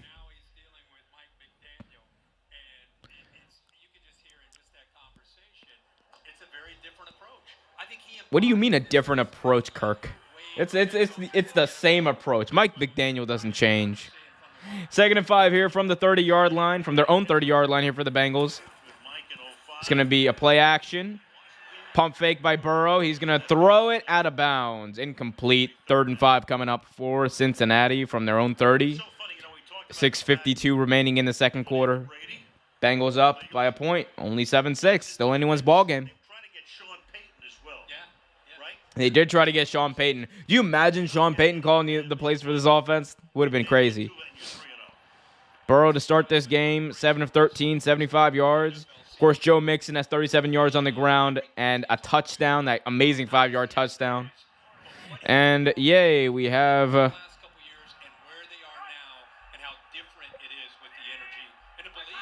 here we go. 3rd and 5. Burrow drops back. He's going to fire it. It's going to be short. Short for T. Higgins, and just like that, a 3 and out for the Cincinnati Bengals. You don't say that too many times. 3 and out for Cincinnati, 4th and 5. Punt team coming up, and Tua's getting the ball back. Like, it was just that drive lasted like all of what 20 seconds? Yeah, all of like 20 seconds. And like, I know I just like ripped Tua Tagovailoa for some bad throws, but you don't want to give him too many chances here. As Tyreek Hill, it's a bad punt. It takes a Oh my gosh, a terrible punt by Huber. That took a bad bounce. Like it bounced, and then like it came back in the wrong direction. So Tua and the Miami Dolphins are going to start with the ball at the Bengal 40 after that not great punt by Brian Huber. Or not great bounce, I should say. Either way, that punt should have gone way farther back. Miami here with a chance to take the lead on this drive. They're going to start with the ball at their own 40 as they go to commercial break. We got Nicholas in the chat saying punters have value. Absolutely. Good. Here's the thing. Good players always have value. Like, you look at a guy like Brett Kern, longtime punter for the Tennessee Titans. He had a lot of value to that team. I mean, now he's gone and they've replaced him, but he had a lot of value for over a decade for that team. You look at a guy like You look at a guy like Sam Cook for the Baltimore Ravens was at one point for the last couple of years he was the longest tenured Baltimore Raven there was from 2006 to 2021. One thing was guaranteed: Sam Cook was going to lace up his boots and punt that ball, and that's a guy they had around for over 15 years. And and when you find a good punter, it's just like when you find a great kicker. You never want to let that go because you never want to worry about that phase of the game. Never want to worry about your punter being inexperienced and unable to manage when things break down or unable to be consistent with punting. Same with kicking. You want a guy like everyone wants a guy like Justin Tucker or Evan McPherson. Those guys who got ice in their blood and like are gonna be the guys who say when they're about to kick a game-winning 52-yard field goal, before they're about to kick it, they go up to the coach and be like, "Can you believe it, coach? We're going to the Super Bowl." Like, I still can't believe Evan McPherson did that. But that's such a cool thing to have on your team. That it's a weapon. It helps with the overall mentality of your team. It makes you mentally stronger. It makes you more confident. When you have like the players, like say what you want, punters and kickers are players, right? But when you have like the bottom players on the team with that level of confidence, it really resonates, I think. And I mean, you look at a guy like Justin Tucker. He's like one of the captains of the Baltimore Ravens. So like it resonates, man. And you can be a great special teams player in the NFL. Like I resent it, like people like Skip Bayless, like who say that place kicking and punting need to be eliminated from the game. I hate that. I think it's wrong. I think it's stupid. It's a phase of the game that should be around and makes things interesting. Oh, the NFL wants to complain about, these kickers can't make their kicks. Find a better kicker. Focus on kicking. It's a part of the game. It's like you're not going to be like, man, oh my God, these centers don't know how to snap the ball, so let's get rid of snapping. As Tua Tagovailoa on first down fires deep down the field, and it's almost intercepted again. He threw it deep. A flag comes flying in the backfield. I think this one's going to be roughing the passer on the Bengals, but Tua with another dangerous deep pass trying to hit Tyreek Hill. And that's a 15-yard penalty after they're going to call roughing the passer. 15-yard penalty, going to bring the ball all the way into Cincinnati territory for the Miami Dolphins here, trailing by a point. But I'm telling you, man, Tua, he came in a little. Sure, he can't. Did he come in a little late? I don't know about that penalty. I wouldn't have called that. I don't think that was intentional. I don't think that should have been called. But he went low. But Tua was already falling over. That's incidental, man. That is incidental. Ref got wrong call. Either way, 15-yard gain. First down, ball at the Bengals 43. Tua, handoff here, goes to Raheem Mostert. Mostert able to gain 3 yards, get to the 40-yard line. 2nd and 7 coming up for the Miami Dolphins. 6:22 remaining in this half, guys. If you haven't already, be sure to hit that like button, subscribe, hit that notification bell. We got plenty of show. We got our halftime. Coming up where I'm going to be talking about all the games coming up for this weekend in the NFL. So just sit back, relax, and enjoy this wonderful stream and hit that like button, subscribe, hit that notification bell. 6 minutes remaining in the second quarter. 2nd and 7 from the 40-yard line. I formation here for the Miami Dolphins. It's a play action fake for Tua. Looks downfield. Tua trying to buy time. Tua going to be sacked. He got whiplashed at the end of that play. Tua got whiplashed at the end of that play. Oh, my God. Oh, no. Tua's out. Oh, no. Tua's out. Tua's hands just went stiff, and the trainer's coming out. He's knocked out. Oh, my God. The second I saw that happen, I saw that his head whiplash off the ground. He slammed him down. His head whiplashed on the ground, and he's coming off of a week where people thought he had a concussion, and his hands went stiff immediately, and that's a bad sign. You don't want to see that. Oh, they're checking on Tua Tagovailoa, and look, I know people rip on him. I know people will like to make the jokes about Tua turn the ball over, but man, you don't want to see that. You want to see someone get hurt like that. It's part of the game. That was unavoidable. It was a sack, but man, I just hope Tua's okay. Like, and if he doesn't need to play, like, I mean, he's not playing for the rest of the game. He just got knocked out on national television. He ain't playing. Like the Bengals, or sorry, the Dolphins are gonna have to go to who is the Dolphins' backup quarterback? Oh, please don't tell me it's Chad Henne. I'm gonna laugh. I mean, please don't tell me it's Chad Henne. Please. Oh my God. I am gonna be okay. It's Teddy Bridgewater. Okay, so Teddy Bridgewater likely gonna be in for the rest of the game for the Miami Dolphins. So it does change up things here. It changes things up significantly for the Miami Dolphins because you just lost your quarterback, and I mean like Teddy Bridgewater's a good quarterback. Like he's fine, but he's a backup for a reason. I mean, either way. I mean, again, number one priority. Hopefully, Tua Tagovailoa is good, guys. If you haven't already, please be sure to hit that like button. It helps the channel grow, helps more people see the stream, helps build the community, and all that jazz. And subscribe if you haven't already. Hit that notification bell so you get notified whenever a new video is released. We got Nicholas in the chat saying, personal foul, Nicholas. Personal foul, listening, Nicholas. Well, thank you for listening. Thank you for listening, Nicholas. Man, I just watched that replay just a second ago. Does not look good for Tua. Tua's still down. They're still looking at him.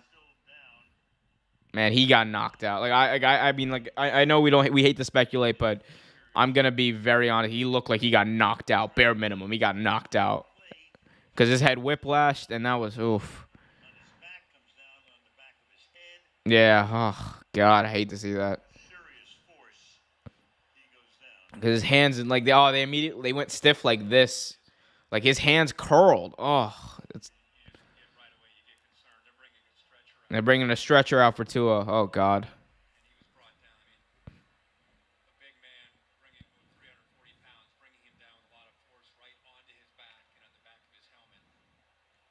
Okay, so they're bringing the stretcher out. Bringing the stretcher out for Tua Tagovailoa. Both teams near midfield, coming off the sidelines. So Teddy Bridgewater is coming in when play resumes. Whenever that does happen, they're stretching Tua Tagovailoa out. Hate to see it. Like I got nothing to say to that other than you just hate to see that. Like you just hope he's okay. Really, there is no transition, so I'm just going to go right into shilling. Guys, hit that like button, subscribe, hit that notification bell. Put your questions, comments, concerns in the chat if you have not already.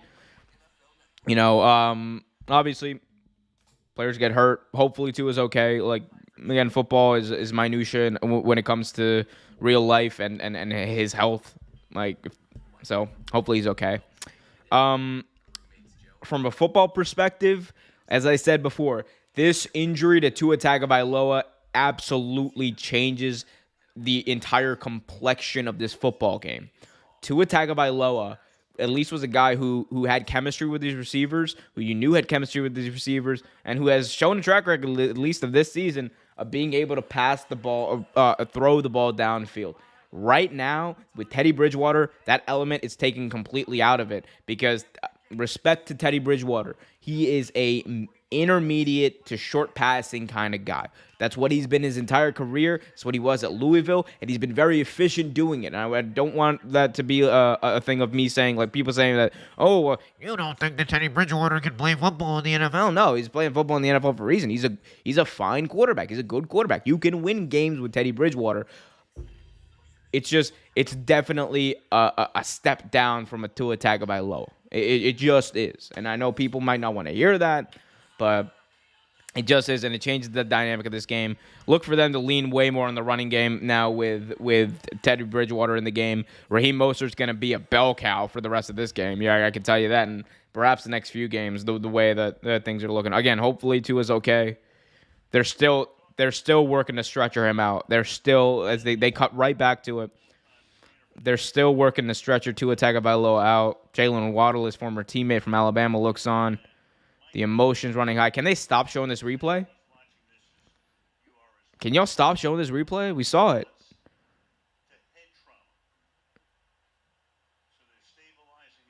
We all saw it. Like, can we stop showing the replay until after we find out he's okay? At least bare minimum. Like, come on, dog. We don't need to see that. You showed it. You showed it the one time. Okay, you replay whatever. But man, so Tua Tagovailoa being stretchered out, franchise quarterback for the Miami Dolphins. Entire team looking on. Tua gets a standing ovation from the fans here in Cincinnati. And come on, like, yeah, of course, he better. Like, don't be those dumb fans who boo when someone gets injured or like, whatever, you know. Anyway, they're still working a stretcher Tua out. It's a 7-6 ball game. Miami down by 1. It's going to be third down. Completely forgot about that. He just took a sack. It's going to be third down as they're finally stretchering Tua out. Hopefully he gets like a thumbs up or something. They're just going to stretcher him out. They've stabilized his arms, it looks like. So, yeah, I mean, hopefully by the end of the night we hear good news about Tua being okay. That's all you can ask for because that was a monstrous hit. It was a big hit. Mike McDaniel looking on. And now, and here's the wild thing. Here's the wild thing. They got to go back to football now. You just saw your dog. You saw your friend, your teammate, your coworker, whatever you want to call him, go down with a serious injury there. And now you got to go back and play football. In comes Teddy Bridgewater. And last year with the Broncos, 18 touchdowns, 7 interceptions. Completed 67% of his passes over 3,000 yards. He was very efficient, but I'll tell you what, the Broncos were not efficient at winning last year. Better supporting cast, though, here in Miami. Let's see what he can do. Teddy Bridgewater, the starting man here, at least for the rest of the game for the Miami Dolphins. 3rd and 17. He daps up his teammates, gives them the fists, and here we go. 5:30 and counting remaining in this half. 3rd and 17, right at midfield for the Miami Dolphins. Teddy Bridgewater in the gun. Mostert splits out wide, 5 wide here for Miami. Bridgewater looks like he's going to throw it. Takes the snap, drops back, steps up, fires near a first down marker, and he had Jalen Waddle near a first down. Let's see where they give him the forward progress. They're going to mark him short of a first down by about a yard and a half. Sorry, that was Sheffield, who was short of a first down, and that's going to bring the ball to about the 35 yard line. So Bridgewater comes in and throws a nice ball. And they're going to kick a field goal here is Miami to try to go up in this game. Saunders, 2 for 2 tonight. This is a 52-yard attempt. Here we go. Snap good. Hold good. Oh, and the kick got blocked. The kick got blocked. It was short, whatever you want to call it. No good. And the Bengals take over with 4:22 remaining in this half.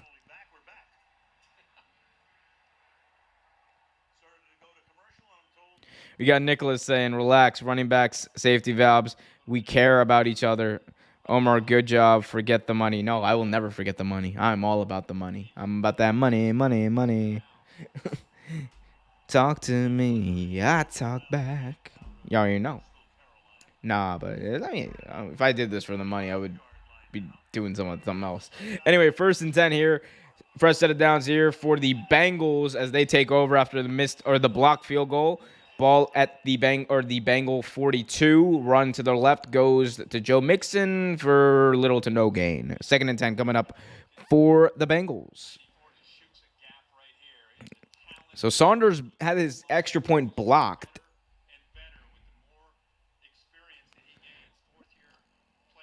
Man, I don't know, man. It seemed like for a little bit, momentum might be on Miami's side. Because, I mean, they say what you want. They put together a few scoring drives, but my momentum might shift right now here. Here we go. Quick pass here on 2nd down. Out to Joe Mixon. It's going to be a loss of a yard.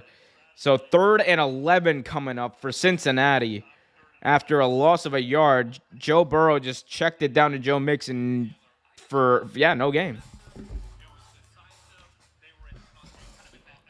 3rd and 11. 7-6 ball game. 3 minutes, 16 seconds remaining in this quarter. Joe Burrow in the gun with Samaje Perine. Chase has only one catch for 8 yards in this game.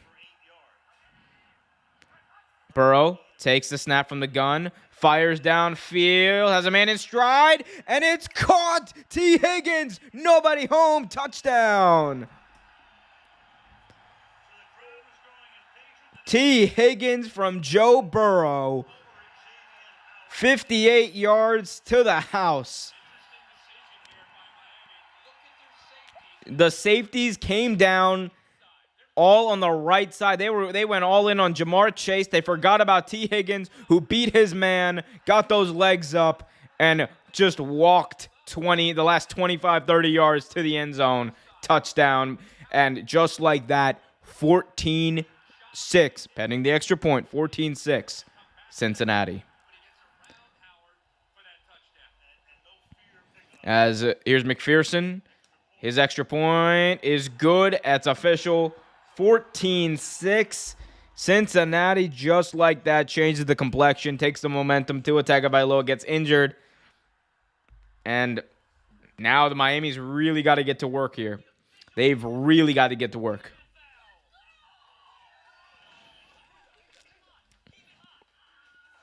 I will say that first pass by Teddy Bridgewater was good. I thought that maybe you go for it. Maybe you just like try to run the ball down the Bengals' throats, but because it was 4th and 1. I mean, you could have, in theory, you could have got that. You definitely could have got that, but we'll see. Guys, you know what? You can get access to some amazing content by subscribing to this channel if you haven't already. Hit that like button, subscribe, hit that notification bell so you get notified whenever a new video is released. Whiteout night in Cincinnati, man, they're going crazy here. Like after that touchdown, that really woke up the crowd. Oh my God, I love the reaction. Mike McDaniels just looks incredulous. He cannot believe that his team just gave up that. So here we go. 14-6. Bengals up. The kickoff here is going to be a touchback. So Teddy Bridgewater and the Miami Dolphins offense going to start here at their own 25-yard lines with 2 minutes, 50 seconds remaining in this half. Down by 8. Al Michaels stealing my calls.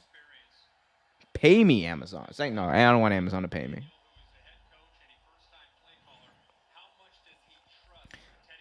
So I mean, look, it's not about trust. You got to trust Teddy Bridgewater within reason. Like, I'm not gonna trust Teddy Bridgewater to throw the ball deep on every play, but to come in and play in this game, yeah, you got to trust Teddy Bridgewater. The dude's played in the NFL for a long time. Play clock's at 3 seconds. They're gonna get the play off. Handoff here on first down to Raheem Mostert. Mostert gains about 2 yards. It's gonna be a 2nd and 8 coming up for Miami. They're gonna be able to run one more play. They're gonna have to run one more play before the 2-minute warning here. Down by 8. 2nd and 8. Miami with the ball at their own 27. Look for them to go play action here. That's what I would do. I mean, granted, I'm not a play caller, but that's what I would do. I go I formation here. Bridgewater under center. It's going to be a handoff to Raheem Mostert. He's going to run uphill for a gain of a few yards. And that's going to take us to the 2-minute warning, but a flag comes in with 5 seconds, with 2:05 remaining. Not so fast now, Michaels. Not so fast indeed. Are they going to call a late hit on the Bengals? Oh, let's see what. I mean, if that's a penalty, I think that they're going to be forced to run one more play. You got Nicholas. Oh, they're going to call unnecessary. Oh, come on now. So they call unnecessary roughness on the defense after Hubbard. Okay, so Raheem Mostert was already down. Apparently, they called him down because of forward progress was stopped, but then they bring him down. But Hubbard brings him down, and I don't like that call. I don't like that call. They're going to wind the clock here. 2-minute warning here in Cincinnati. 1st and 10 for the Miami Dolphins, right up there at the 40-yard line whenever they come back from the 2-minute warning. Guys, if you've not already, be sure to hit that like button, subscribe, and hit that notification bell so you get notified whenever a new video, stream, or breaking news thing is released. We do a lot of stuff here. Again, this week we got a special video, part of our Sports Revisited series. If you've not seen our Sports Revisited series, we did a video on the original Montreal Screwjob. We also did a video about the shortest baseball player in history. I believe it was a good old Eddie Goodell back in 1931. It was a great story. If you haven't already seen it, definitely go check that out. Sports Revisited, shortest baseball player ever. It'll come up, but we're going to come up with another one of those, and I'm sure you guys are going to be very interested in that topic because it involves some interesting stuff between two baseball players and their spouses. That is all I will say about that.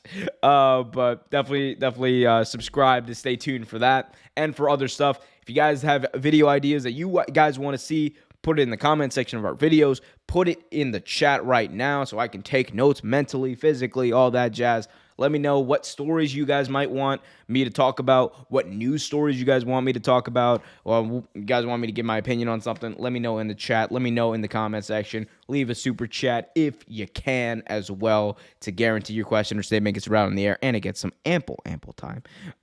But we're here to talk. We're here to have fun. We're here for football, Thursday Night Football. Man, I told you these Bengals, man, like it was do or die for the Cincinnati Bengals, and I know it's only week 3, but you got a division where the Steelers are looking okay. I mean, the Browns are looking okay, but the Ravens, like they have Lamar Jackson playing at an MVP caliber level, and he's 10 touchdowns, 2 interceptions, two rushing touchdowns, over 250 on the ground. Oh, we have an update on Tua. Head and neck injuries.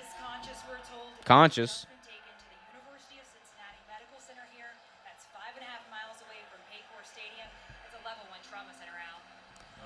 All right, so Tua Tagovailoa taken to a level 1 trauma center in Cincinnati.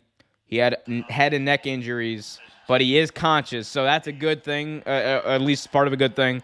Hopefully, we get an update before the end of the night that Tua Tagovailoa is all good and clear, but as good as you can be after a hit like that. Again, his head whiplashed off of the floor and off the ground, I should say, and his hands just went limp. It was not great. It curled up.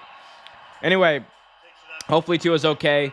Ball at the 44-yard line here, their own 44-yard line. 5 wide here for Miami. Bridgewater takes the snap, gets rid of it quick. It's going to be caught, and it's Tyreek Hill. Jalen Waddle, who gets a few extra yards after the catch. Out to the, was it the 40, the 45 or 35? Where did he get to? I didn't pay attention to that. I didn't pay attention as much as I should. I didn't get the yardage on that one. Either way, Teddy Bridgewater so far 2 for 2, 35 yards. Yeah, they did get to the 35-yard line. Wow. So a huge gain there. 1st and 10, ball at the Cincinnati 35 here from Miami.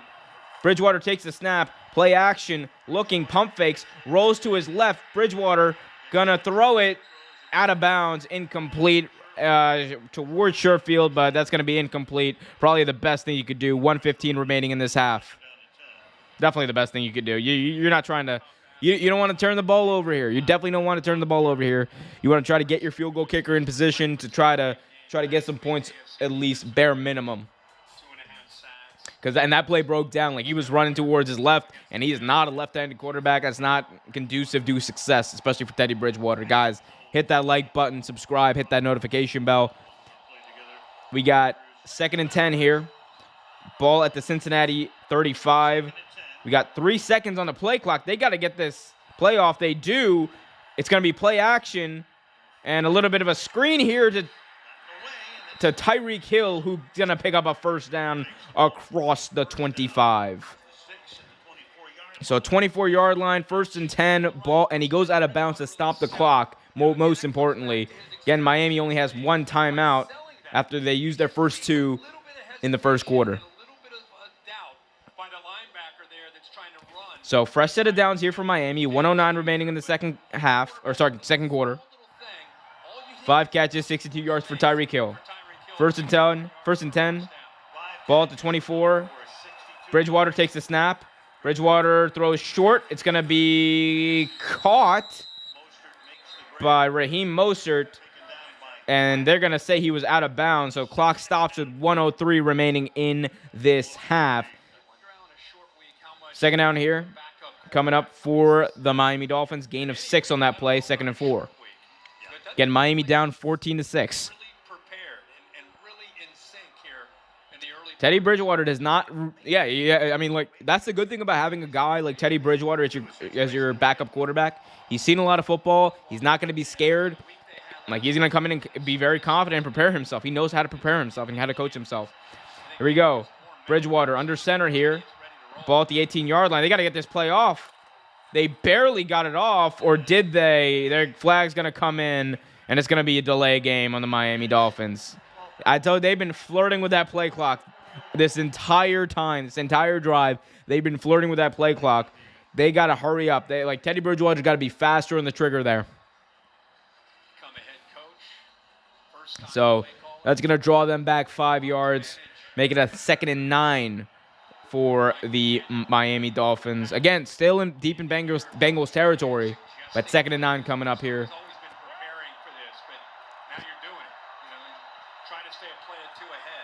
Here we go. Bridgewater is going to hand it off, and it's going to be Mostert, gain of about 3 to the 20-yard line. Third down and 6 at the, third down and 5 from the 20. And they're going to let the clock run a little bit here. 44 seconds and counting remaining in this half. Miami has 1 timeout. 3rd and 5. They're down by 8. Bridgewater trying to get the team set here. Bridgewater in the gun. Ball at the 19. Bridgewater takes the snap. Looking. Teddy's things are gonna break down. He's gonna roll to his right. He's rolling. He's gonna fire, and it's gonna be caught. Sherfield caught. It's 1st and goal with 15 seconds remaining, and the clock is stopped as he gets out of bounds there at near the, what is that? Near the, let's say the 7-yard line, 6-yard line. Yeah, right near to the 6-yard line. So 1st and goal from the 6-yard line with 15 seconds remaining. You got a chance here, a few plays, a few shots at the end zone. Let's see if they can make some magic here. They're going to call it the 7-yard line. Okay, 1st and goal from the 7, 15 seconds remaining. Down by 8. It's going to be a pitch, a shovel pass here to Edmonds. Edmonds spins into the end zone, touchdown. Chase Edmonds on a shovel pass. We saw Lamar Jackson do the same thing to Mark Andrews in New England earlier this week. 9 plays, 75 yards, 2 minutes, 41 seconds here for the Miami Dolphins. Markman 1-2-C says, touchdown. Damn, that was nice. It was nice. You love to see a good shovel pass. The Chicago Bears might not be good at the shovel pass, but you know damn well Teddy Bridgewater and company are. And instead of going for the tie here, they're going to kick the extra point. Sanders on for the extra point. The kick is up. Doink! Markman, you're ahead of us. Doink, the extra point, no good. Doinked off the right upright. And I'm saying, like, that kicker, Saunders has been flirting with that right upright all night. He's been sneaking these kicks in. And now he's missed a field goal. Well, he had a field goal blocked, and he's already missed an extra point. You hate to see it. You really hate to see it. You know what I love to see, though? Guys, y'all hitting that like button, subscribe, hit that notification bell. Miami's gonna be doing a kickoff here, but it's gonna really be inconsequential to anything that's gonna happen in the second half, barring a miraculous touchdown by Cincinnati on this kickoff. So The missed extra point here. I mean, now you think maybe you should have gone for it. You could. So 9 seconds remaining here as the ball falls off the tee. So they're gonna have to reset here. It's a 12-14 game. Cincinnati up at home on whiteout night.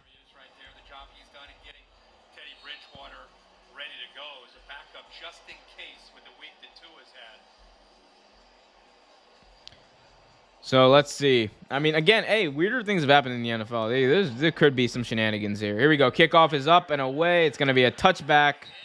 9 seconds remaining here. Bengals have 2 timeouts.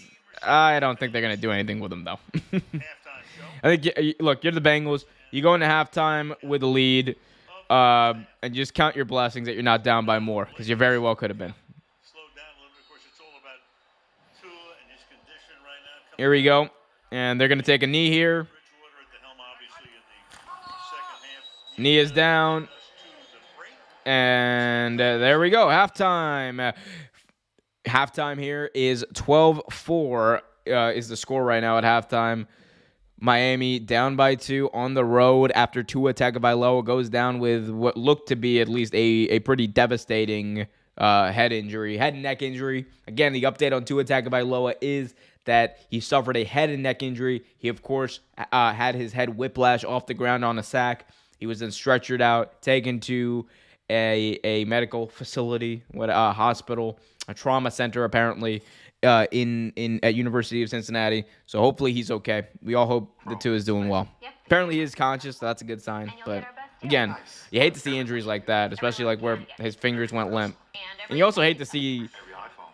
You really hate to see them cutting back to it like every few seconds. Everyone gets the best deal on every iPhone. Best one yet. Anyway, 14-12. If I'm Miami, or if I'm Mike McDaniel, I'm really kicking myself for not going for 2, man. Like Teddy Bridgewater had a little something, man, going on. Like if you're gonna miss the extra point anyway, you might as well have gone for 2 to tie the game. Like, and I don't know why you don't try to tie the game in general. Like, what do you have to lose is my question. You know, what in actuality, what do you have to lose? I don't know. Y'all let me know, though, in the chat. What do you guys think so far about this game? Honestly, considering what's going on here, the Bengals are kind of underwhelming me right now. Like, it's only a 2-point game. Teddy Bridgewater just went down 75 yards in 2 minutes on your defense. And so far, your offense and Jamar Chase have mustered up very little. But Jamar Chase only has 1 catch in this game for 8 yards. That ain't great.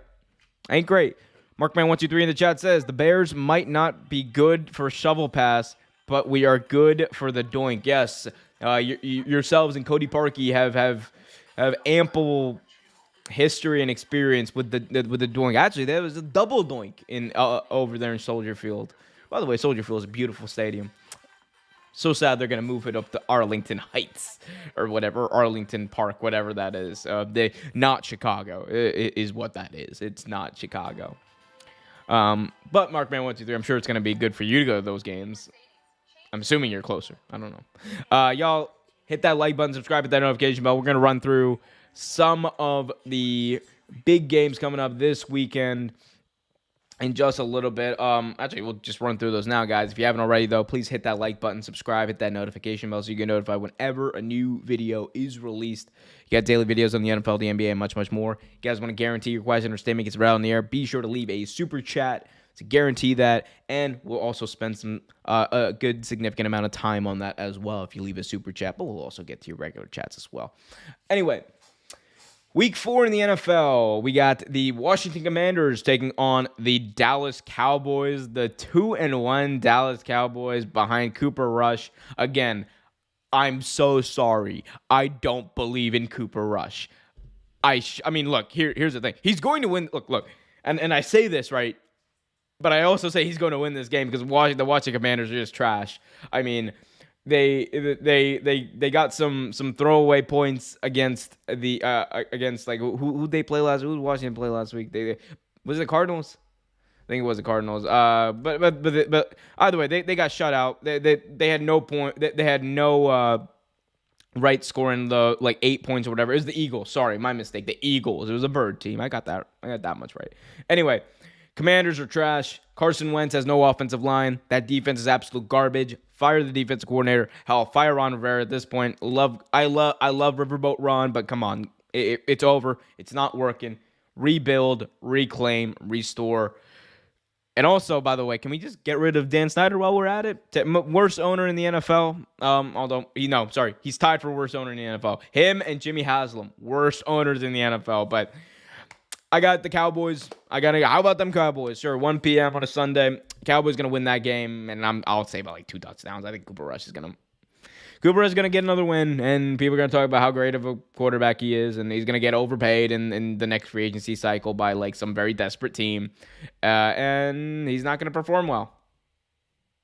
Tell me when I'm telling lies, by the way, guys. That's not a lie. Cooper Rush is eventually going to be a free agent. Some desperate team's going to pay him money that he doesn't deserve, and he's going to underperform on this contract. Tell me I'm telling lies. It's what's going to happen. Anyway, Speaking of a quarterback that's underperforming, speaking of a quarterback who from the NFC East, no less, who overperformed and then underperformed after getting paid, Kirk Cousins and the Minnesota Vikings are going down to New Orleans to take on the New Orleans Saints.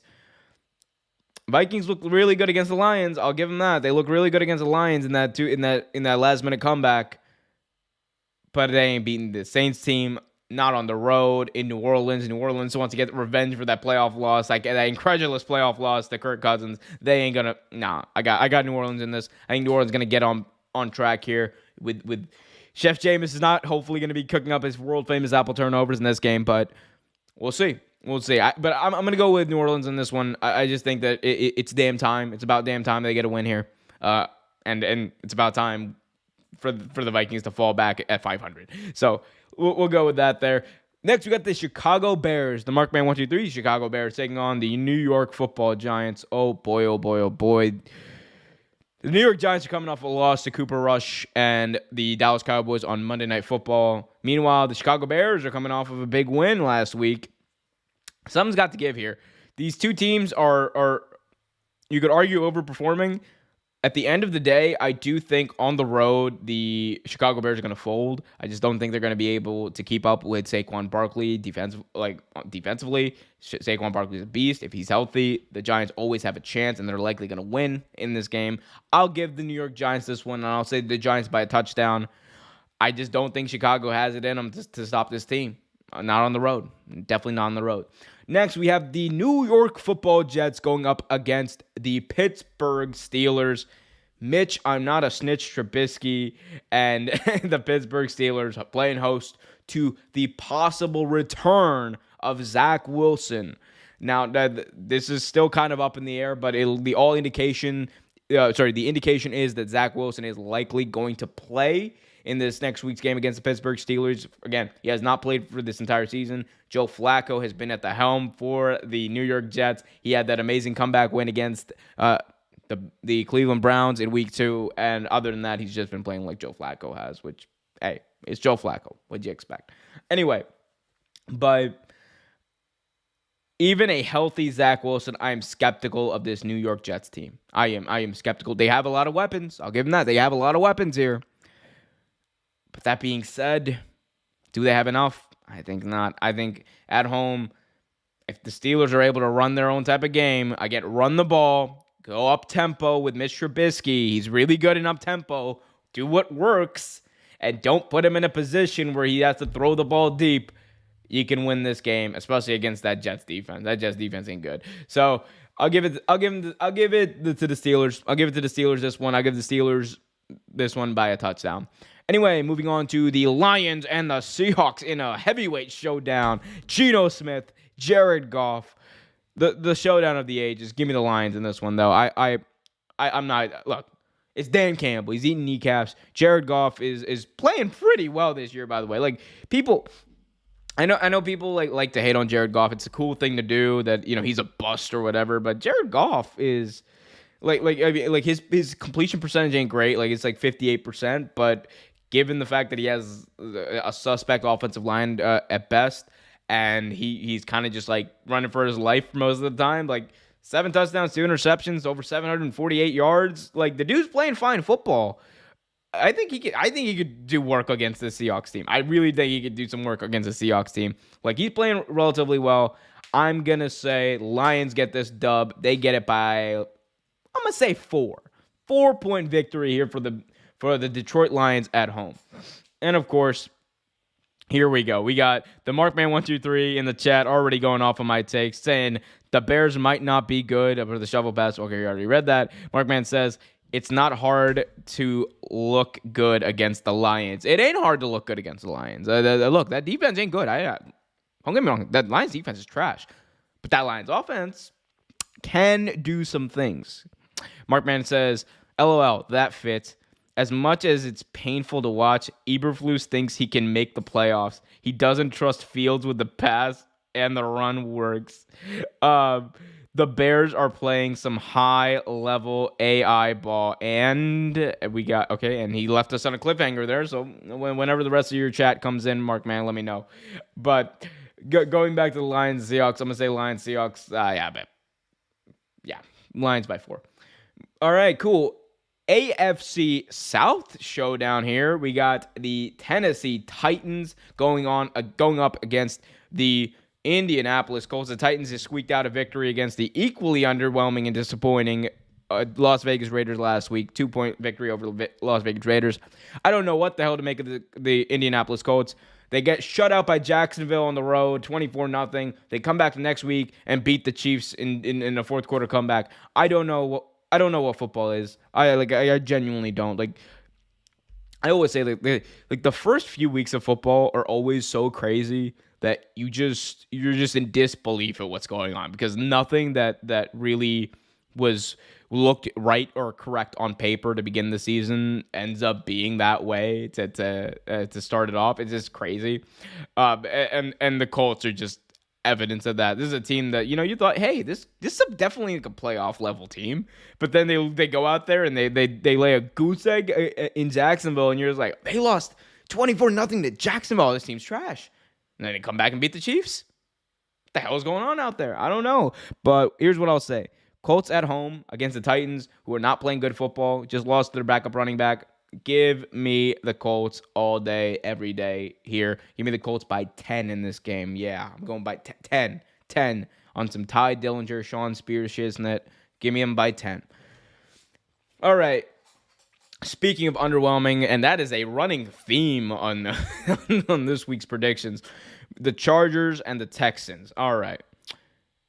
Chargers got shellacked, absolutely shellacked by the Jacksonville Jaguars last week. Not pretty, not close, not great. Don't know what to make of this team going up against the Houston Texans, who, in my opinion, can be a decent team. Like, this is a decent team. And Davis Mills, I think, he's playing fine. Like, here's the thing, right? Davis Mills is a guy who man, people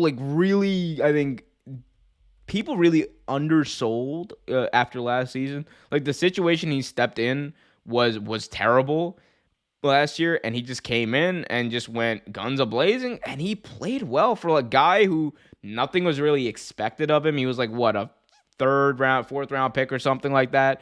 Like, and he came in and he played relatively fine football. Like, they didn't win a lot, but it was a bad team all around him. Again, that being said, I mean, don't count out Davis Mills except against the Chargers off a terrible loss. I think the Chargers are going to get this one. So give it to Chargers here. I'll take the Chargers by 14. I know, I just built that up. I literally built Davis Mills up to break him down. That's what I do. Guys, hit that like button if you haven't already. Subscribe and hit that notification bell so you get notified whenever a new video stream or whatever else is released. Oh, we got a Tua update.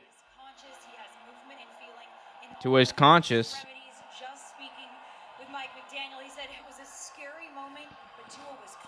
Tua was conscious, apparently on the field, so that's a good sign there, guys. Okay, apparently I went too long on the prediction stuff, so we'll come back to the predictions. I'll wrap up the predictions in a little bit. But guys, if you haven't already, hit that like button, subscribe, hit that notification bell as we begin this second half of football.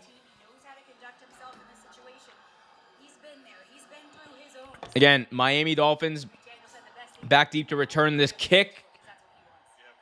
And it's going to be a returnable kick here to start the second half from the 5-yard line. It's going to be taken out to the 24-yard line. So Dolphins down by 2, 14:57 remaining in this third quarter. Tua Tagovailoa got injured in late in the first half on a sack, got taken to the hospital, was seemingly knocked out on the football field, was conscious though. They did regain consciousness, it looks like. And yeah, their thoughts are with Tua Tagovailoa at this time. But right now, Teddy Bridgewater in at quarterback here. Raheem Mostert in the backfield. Bridgewater under center. Ball at their own 24-yard line for Miami. It's going to be a bit of a toss here. And, Edmonds gets the ball, and he's going to be tripped up and no gain on that play. 2nd and 10 coming up from the 24-yard line. Miami. You got 14:40 and counting remaining in this half. Just getting started here in this third quarter. Interesting. That was like a weird pitch, an inside pitch. An inside pitch. That's an interesting call.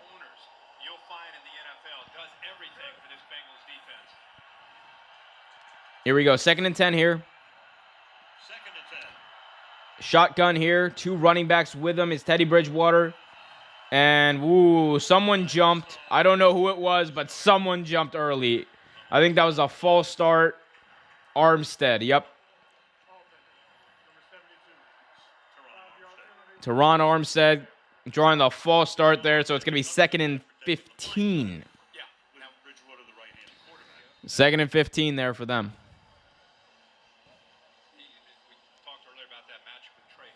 So that's going to bring Miami back. 14 minutes remaining in the third quarter. Again, Miami down by 2. Teddy Bridgewater in the game for the injured Tua Tagovailoa, who was taken to a local hospital in Cincinnati. Bridgewater in the gun. They got to get this play off. They do. Bridgewater fires deep downfield, and it's going to be picked off on the sideline. Or was it complete? Did he get both feet down? They're going to say, no, he did not get both feet down. Oh, my God. That was a bad throw by Teddy Bridgewater. Yep. Unable. Yep, Bengals defender unable to get that second foot inbounds, but an overthrow if I've ever seen one. He tried to do some toe drag swag there, wasn't able to do it. But 3rd and 15. And that's why you don't throw the ball deep with Teddy Bridgewater like that, guys. 3rd and 15 here. Bridgewater in the gun. Bridgewater takes the snap. He's got the blitz coming. Bridgewater fires middle of the field, and it's going to be tipped by a Bengals defender. Incomplete. 3 and out, Miami. That was Awuzie on the coverage. I love his name. Awuzie. It's not me making fun of his name. I actually like saying his name. Awuzie. Great play there by Awuzie. Although, he got a head on the receivers, or sorry, he got a hand on a receiver's head. Anyway, punt is up and away. It's gonna be fair caught by Trent Taylor at the 45-yard line. So Bengals will start with the ball at their own 45, 13:30 remaining in this quarter. Again, Jamar Chase, that's definitely going to be a priority for the Cincinnati Bengals here to start things off in this first half. The second half. They got to get Jamar Chase going. 1 catch for 8 yards, that ain't going to cut it. They got to be better. They got to do better. Especially considering you got Joe Burrow throwing the ball right now. So, we'll see. We got Frederick Morgan in the chat saying, Teddy, look at what's going on the Cowboys right now. What's going on with the Cowboys right now? Is there something going on with the Cowboys? I wasn't sure. Oh, my God. What? Gavin Escobar? Oh, my God.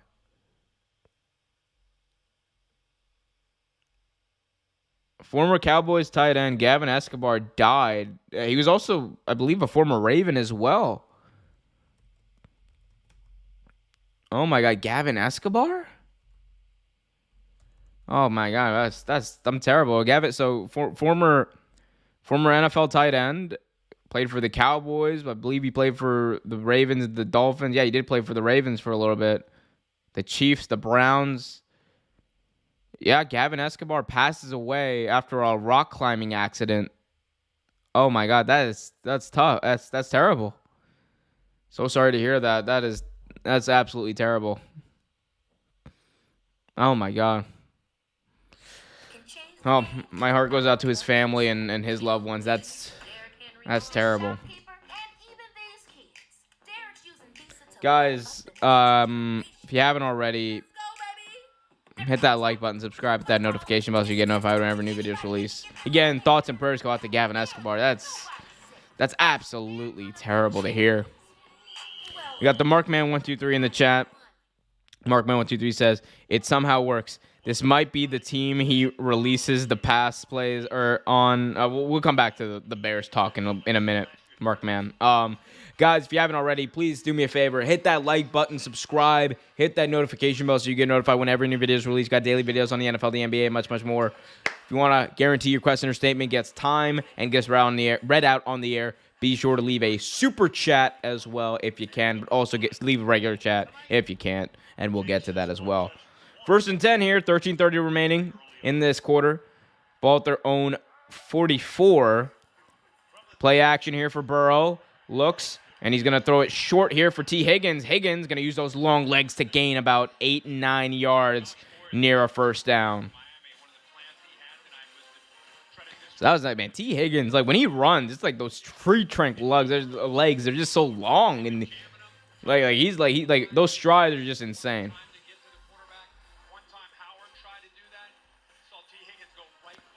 Yeah, T. Higgins did go right by him. So here we go. 2nd and 2, gain of 8 there by T. Higgins. 13 minutes remaining in this quarter. Mixon in the backfield, I should say, not Nixon. It's going to be a handoff to Mixon, and Mixon is going to get right near that first down marker. Yep, he definitely got there. Fresh set of downs there at the 40. Yep, right. Fresh set of downs there right near midfield. 12:36 remaining in the third quarter.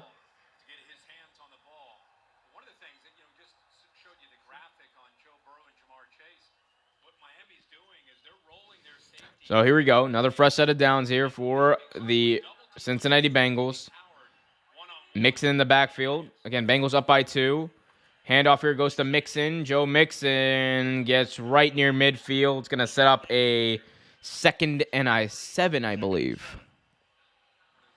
As the crowd goes mild in Cincinnati. We're on to Cincinnati. This greatest Bill Belichick line ever. We're on to Cincinnati. It was his answer to everything in that press conference. We're on to Cincinnati. 11:50 remaining. They're going to call it 2nd and 6. Right across midfield. They're at the, we'll call it the 50-yard line. 2nd and 6 from the 50. Burrow drops back to pass. Burrow's going to just fling it out to Mixon, and Mixon's going to lose a yard on the play. So still near the 50, but a loss of basically a yard and 3rd down. The press coverage here is really getting to Joe Burrow. Like, there's nowhere really for him to throw this ball a lot of these times. Like, I mean, yeah, like, you probably could have gone with a slant there, but I think he was just trying to get rid of the ball before the pressure got there because he sensed that pressure. So, I mean, good decision, I guess, to live to fight another down, but let's see. 3rd and 7 now here, right near midfield. Burrow in the gun. Dolphins showing blitz. They bring 6, 7, and they bring down Burrow, but a flag comes flying in at the end of that play. Joe Burrow saying, they got my face mask. And Joe Burrow has a funny look on his face. Let's see what the call is on the field. As the referees try to figure stuff out. Holding on the offense. 4th down. So the sack sustains. Joe Burrow going to be sacked for a loss there on that play. And the punt team is coming on for Cincinnati. 10:48 remaining in the third quarter. Teddy Bridgewater and company getting the ball back in this third quarter. Down by 2.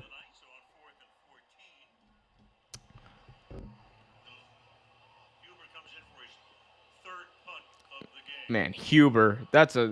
I cannot believe he's still playing for the Bengals. He's been around for a while. Big shout out to Kevin Huber. Here we go. Huber's kick is up. Almost blocked, but he got it away barely. Return from the 8-yard line. And, the Miami returner got rocked near the 14.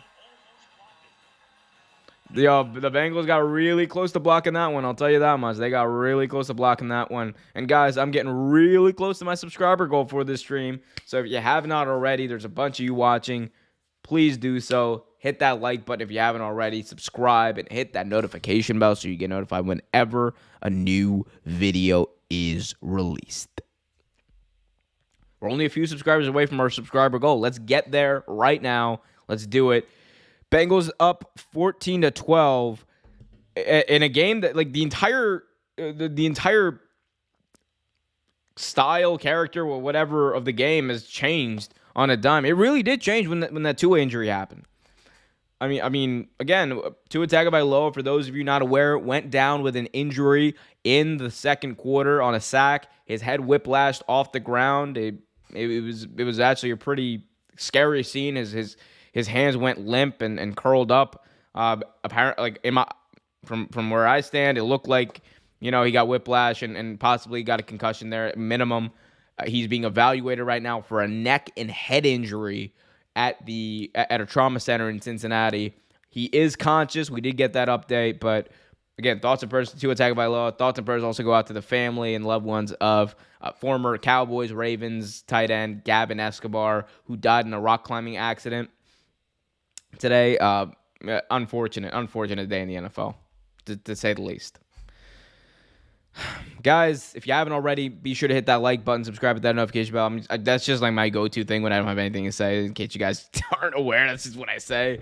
But it's just my own version of ads. But yeah. Anyway, so the Cincinnati Bengals here, man, things have really come to a halt for them. Like, they have not been able to do anything.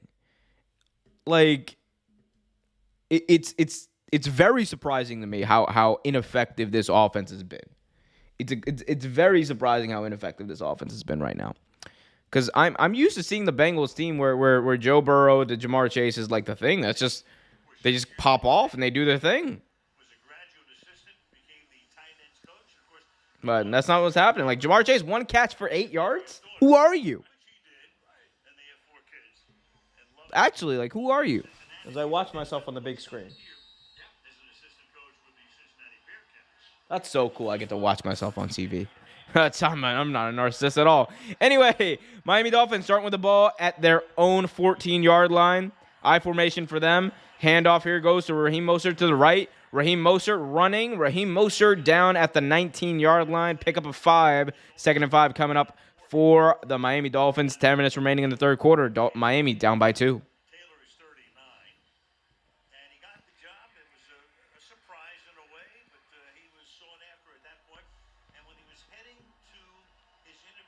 We got the Markman 123 saying Packers QBs equal Illinois governors. Hey, man.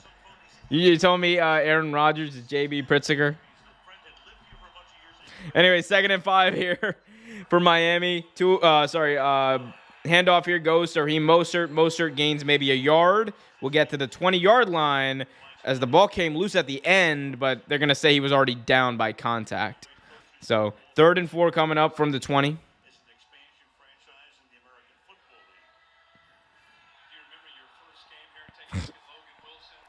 Logan Wilson on the tackle there for the Cincinnati Bengals. I don't care how good they are. They're always going to be called the Bengals to me. Like, I'm always going to call them the Bengals. This is who they are. It's what they are. But the Bengals are up. 8 minutes, 55 seconds remaining. 3rd and 4 here. Miami has the football at their own 20. 4 yards away as Bridgewater takes the snap. He's going to fire to his left for Gesicki. High throw, but he brought it in. Wasn't able to reset and run with it. He's going to be short of a first down. 4th down here for Miami and a 3 and out as they are going to punt this ball. Down by 2. We got real compelling stuff here on Thursday Night Football, kids. Markman123 says more like Brett Favre equals Rod Blagojevich. Jesus, that's a reference. 4th and 2.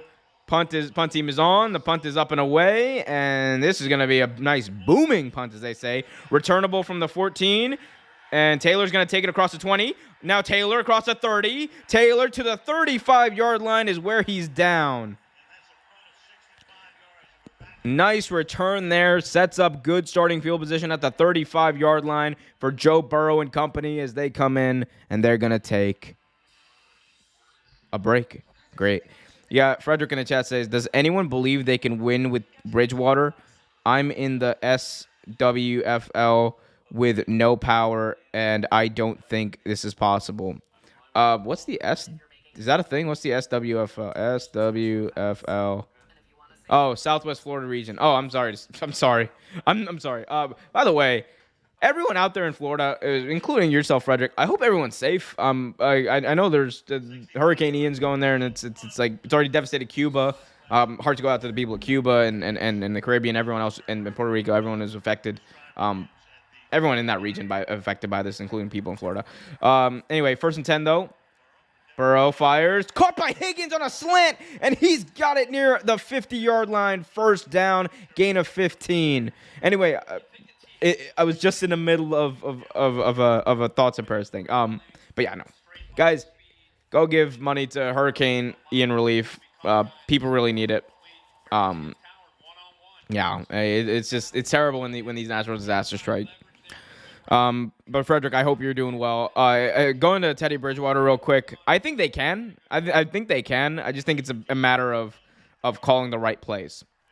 Like doing a lot of play action, getting the running game going. Here we go. Ball at midfield. Toss here goes to Joe Mixon, who gains about 5 yards there into Miami territory. 2nd down coming up for the Bengals.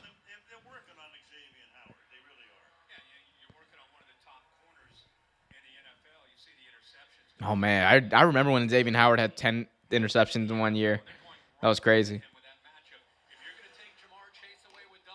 Here we go, 6:53 remaining in the 3rd quarter. 2nd and 6 here. T. Higgins has been the guy right now. Here we go, ball at the Miami 45, 5 wide here for Joe Burrow as he tries to get his team set.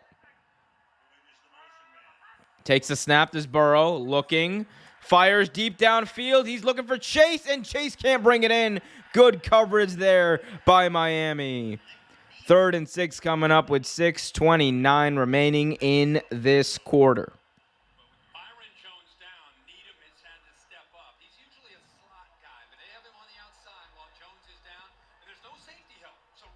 There is no safety help. That much is true.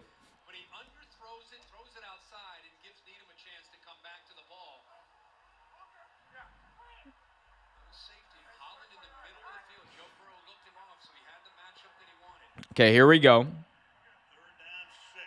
3rd and 6 here. Burrow takes the snap. Joe Burrow looking. He's going to fire a shot downfield again. This one looking for Higgins. Incomplete. T. Higgins just a step ahead of him. 4th and 6 coming up, and I believe a punt as well. They're not going to send McPherson out there to kick like a 63-yard field goal, are they? I mean, I would. He's got ice in his veins. He's Evan McPherson. He's Evan McPherless. No, they're going to punt the ball. Kevin Huber on for his 5th punt of the game. Let's see if he can pin him deep. 6:25 remaining in the 3rd quarter. Bengals up by 2 on to punt. Huber's kick is up. High kick, and it's going to be a fair catch at the 10-yard line as the returner does a dance after the fair catch. That's nice to see. Teddy Bridgewater, Miami Dolphins, starting from their own 10-yard line on the other side of this break. 6:18 remaining in the 3rd quarter. Down by 2 or Miami. Can they come back and just go 90 yards and take the lead? We'll see. But, guys, can you guys do me a favor? Hit that like button, subscribe, and hit that notification bell so you get notified whenever a new video is released. We got daily videos on the NFL, NBA, much, much more. NBA season's creeping up. You know what else is creeping up, guys? The World Cup. The World Cup is really creeping up on all of us.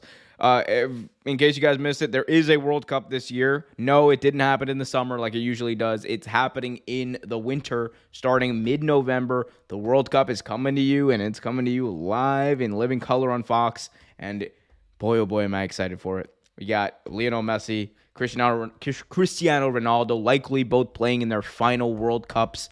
I'm excited for it. We're going to be doing some live streams. We're going to be doing some content around that. We're going to be doing some real take cup talk stuff. That's going to be a lot of fun. I can't wait to do that.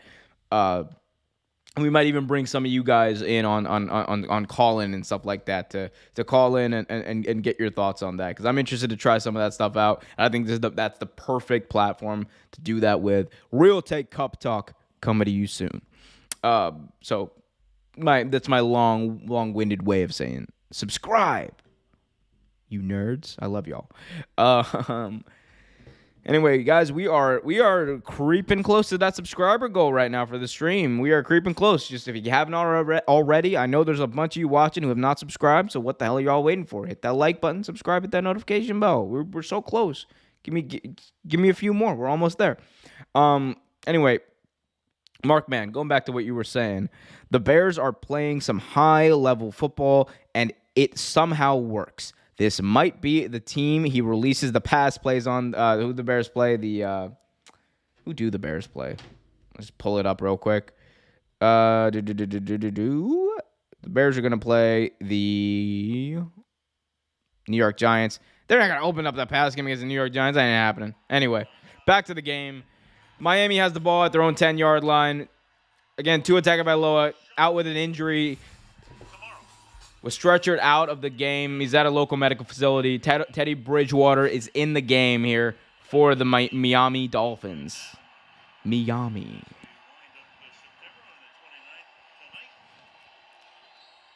Bengals up by 2. Dolphins trying to get the lead in this game. Had a chance to, but a block kick by Saunders and a missed extra point has cost them dearly here. Here we go.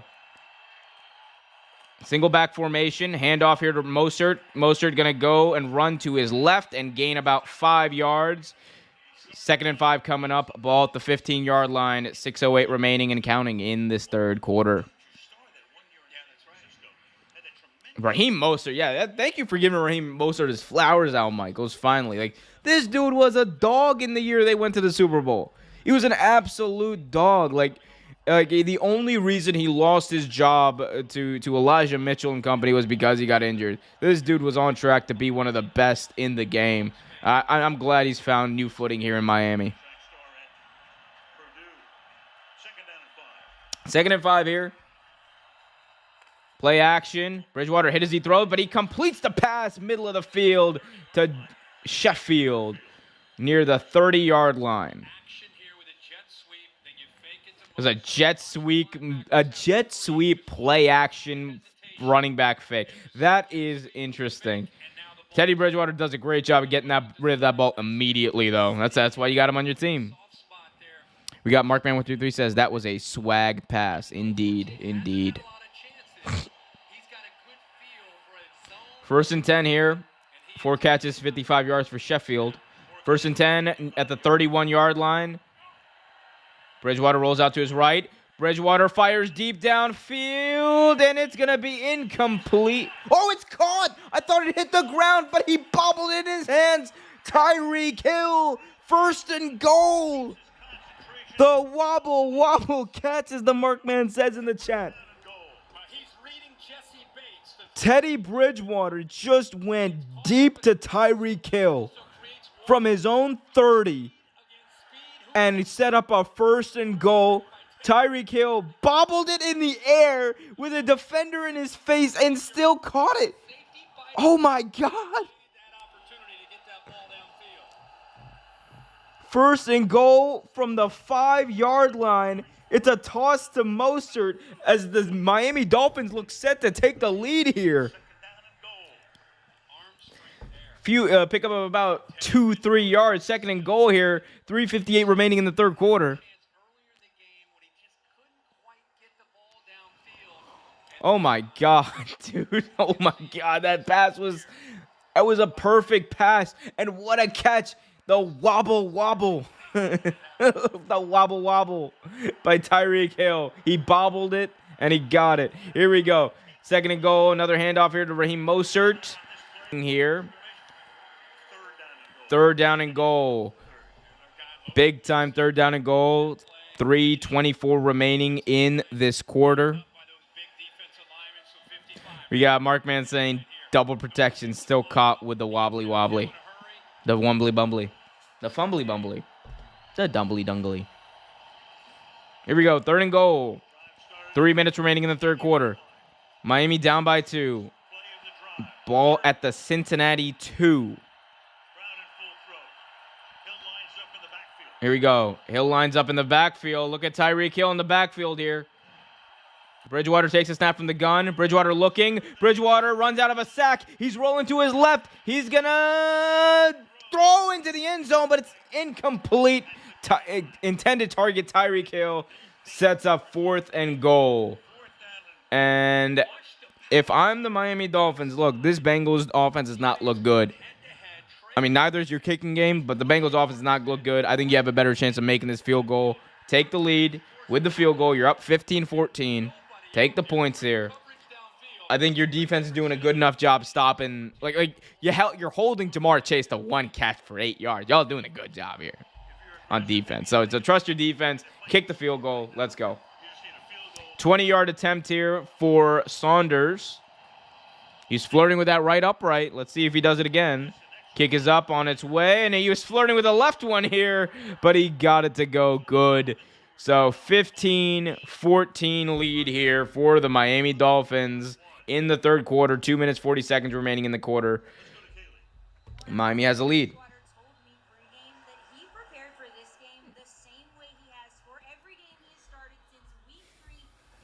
That was an insane throw there by Teddy Bridgewater. Insane throw. Like, ball at his own from his own 35, threw it deep all the way to his to like the 10-yard line, and then a wobble catch, bobble catch, I should say, by Tyreek Hill. We love to see it. Oh yeah, big shout out to Teddy Bridgewater too, coming back from that devastating knee injury, coming back and still making plays in the NFL.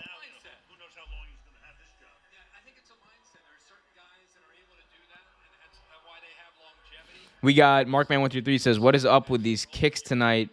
Is Ian gusting all the way to Cincinnati?" It might be, man. I mean, I know. I know up here in Maryland, we're going to be getting the remnants of Hurricane Ian in a few days. Here we go. Kickoff is going to be out of bounds. So the Cincinnati Bengals will start this drive at their own 25-yard lines, down by 1 here late in the third quarter.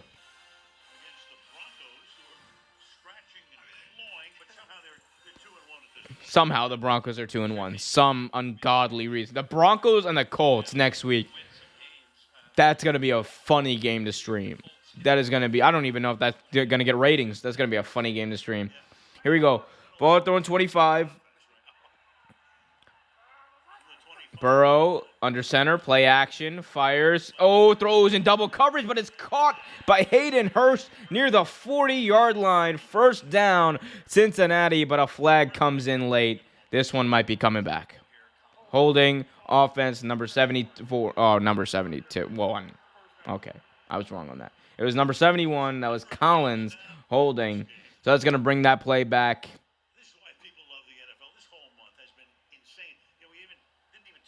This whole month has been insane, Al. I agree. If y'all agree, let me know in the chat. Hit that like button, subscribe, and hit that notification bell so you get notified whenever a new video is released. Here we go. It's 1st and 20 from their own 15 after the penalty. Burrow in the gun takes the snap. Burrow gets rid of it. Caught by T. Higgins. T. Higgins across the 20, down near the 25, call it maybe the 24.5. So it's going to set up 2nd down and 1. Again, Bengals had the lead for the vast majority of this game. And now they find themselves late in the third quarter down by 15-14 to the Miami Dolphins without Tua Tagovailoa, who left with an injury. Sorry, 2nd and 11 here, including the penalty yardage. 2nd and 11 here from the 24.5. It's going to be a handoff to Mixon. Mixon unable to do anything. So it's going to be 3rd and 11 for Cincinnati here. And the crowd is booing their offense. It's only 3rd down, guys. It's only 3rd down. Sean Ross Sapp, I know you're there. It's only 3rd down. Let's chill out.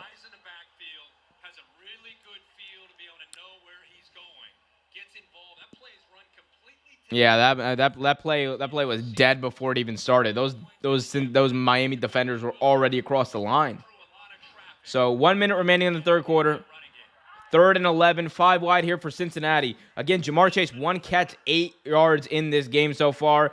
It's a sling out to Boyd, who's going to throw it to Jamar Chase. That's how you get him involved. Jamar Chase, after a bit of razzle-dazzle, as Al Michaels likes to say. Tyler Boyd got the lateral from Joe Burrow and then threw it near midfield for a 1st down to Jamar Chase. Great play design, great execution. And it's gonna be 1st down Cincinnati on their own 46. And Jamar Chase finally ends his drought. He finally gets a catch here. 1st and 10 here for the Cincinnati Bengals, nearing midfield. Takes the snap. Burrow play action. Burrow fires. It's gonna be bobbled, but caught. And that's Tyler Boyd right around midfield, right around that 50-yard line. And it's going to be 2nd down, and that is the end of the third quarter. After 3, it's 15-14. Miami up in this one. It's a very close one. We got ourselves a right good game. Yo,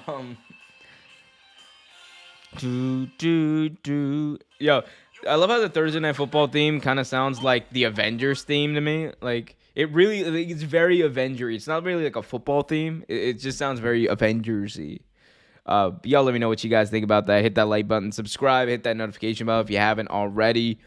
We are nearing our subscriber goal. Let's see. We are, with 1 quarter to play, we are 4 subscribers away, guys. 4 subscriberoos away from our subscriber goal. So I need 4 of y'all to subscribe to the channel before this stream ends today. All right? So I know y'all got it in you. I know y'all got it. I know it's possible. I know y'all loving this content. There's still like nearly 30 of y'all still watching this. So please do me a favor. Hit that like button. Subscribe. Hit that notification bell if you haven't already. I don't know why I'm getting all southern right now.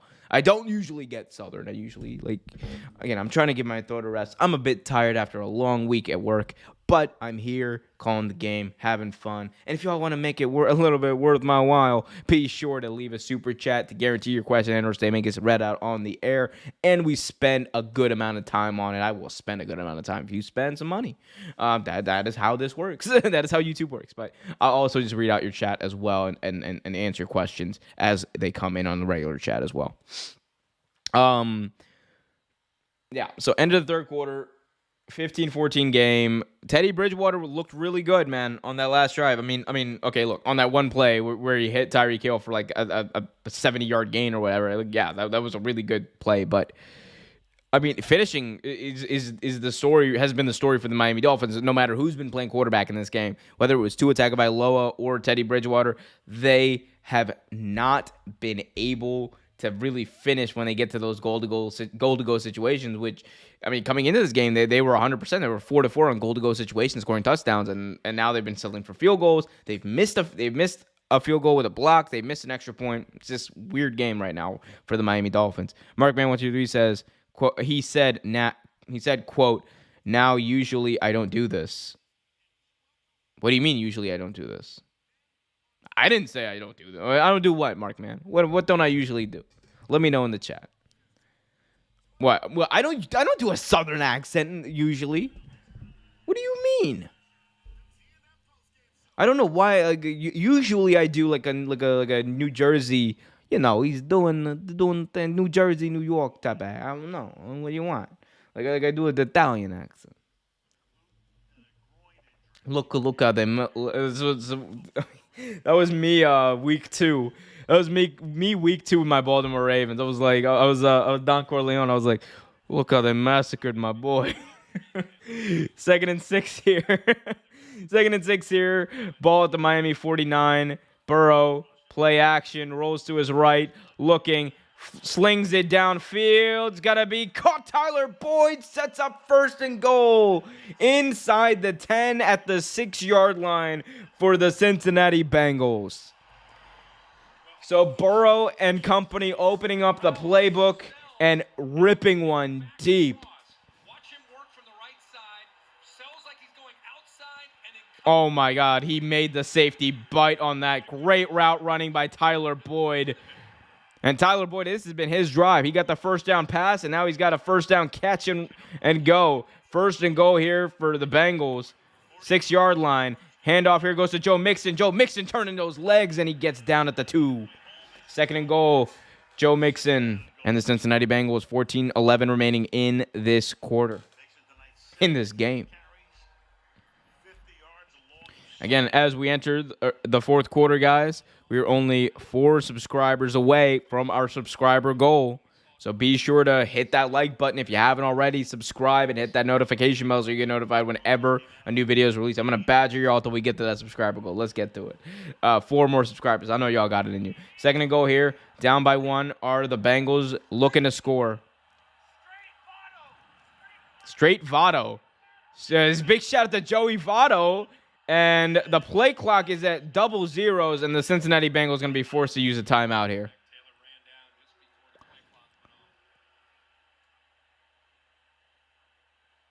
We got Markman123 says, go ahead on, break them off with a little preview of the remix.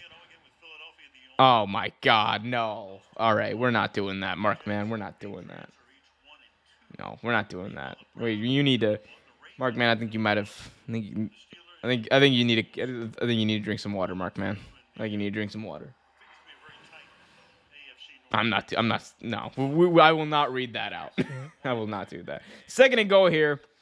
Bengals down by 1. Ball at the 2-yard line. This is must win. I will say it's a must win for Cincinnati. You got to compete with Lamar Jackson in Baltimore. 2nd and goal here. Joe Burrow in the gun. Burrow changes the play at the line, takes the snap. Burrow with a handoff here to Joe Mixon. Mixon accelerates. Mixon at the goal line. Did he get in there? They're going to mark him short. And it's going to be 3rd and goal from the 1-yard line for the Cincinnati Bengals. Do I see a QB sneak in our future? Maybe. Y'all let me know in the chat. Hit that like button, subscribe, hit that notification bell. Markman says, see, usually... Oh, my... Okay, Markman, stop. We all get the joke, but it's not that funny. Stop. My goodness. No decency in this chat.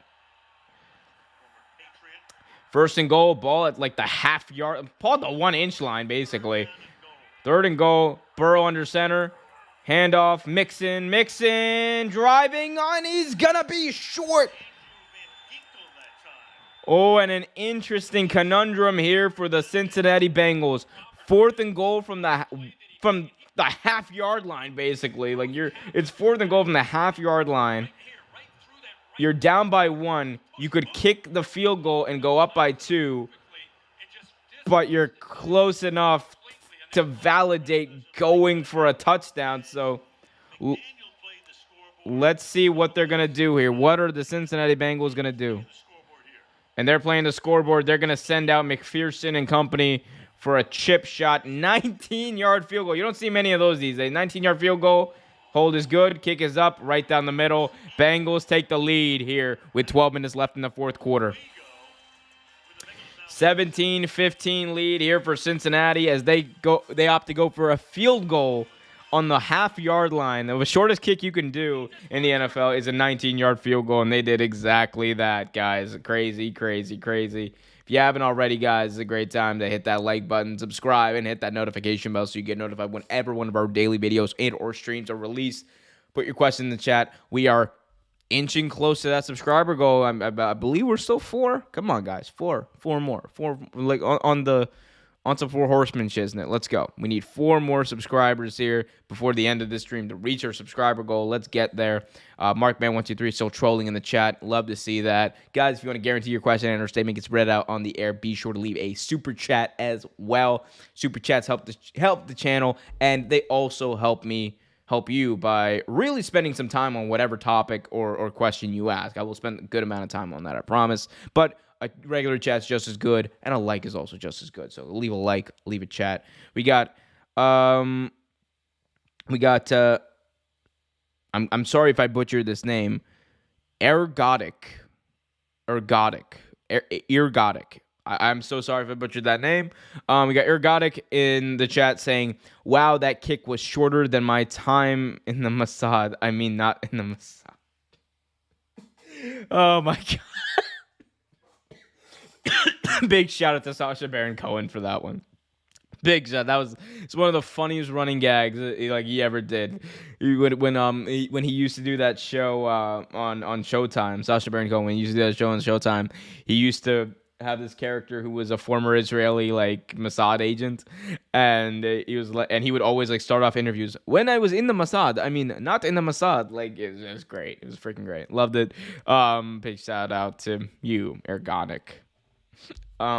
Guys, hit that like button, subscribe, hit that notification bell. Let's get this going. Let's get the chat rolling. Let's get the subscribers coming. Keep the subscribers coming. Come on now.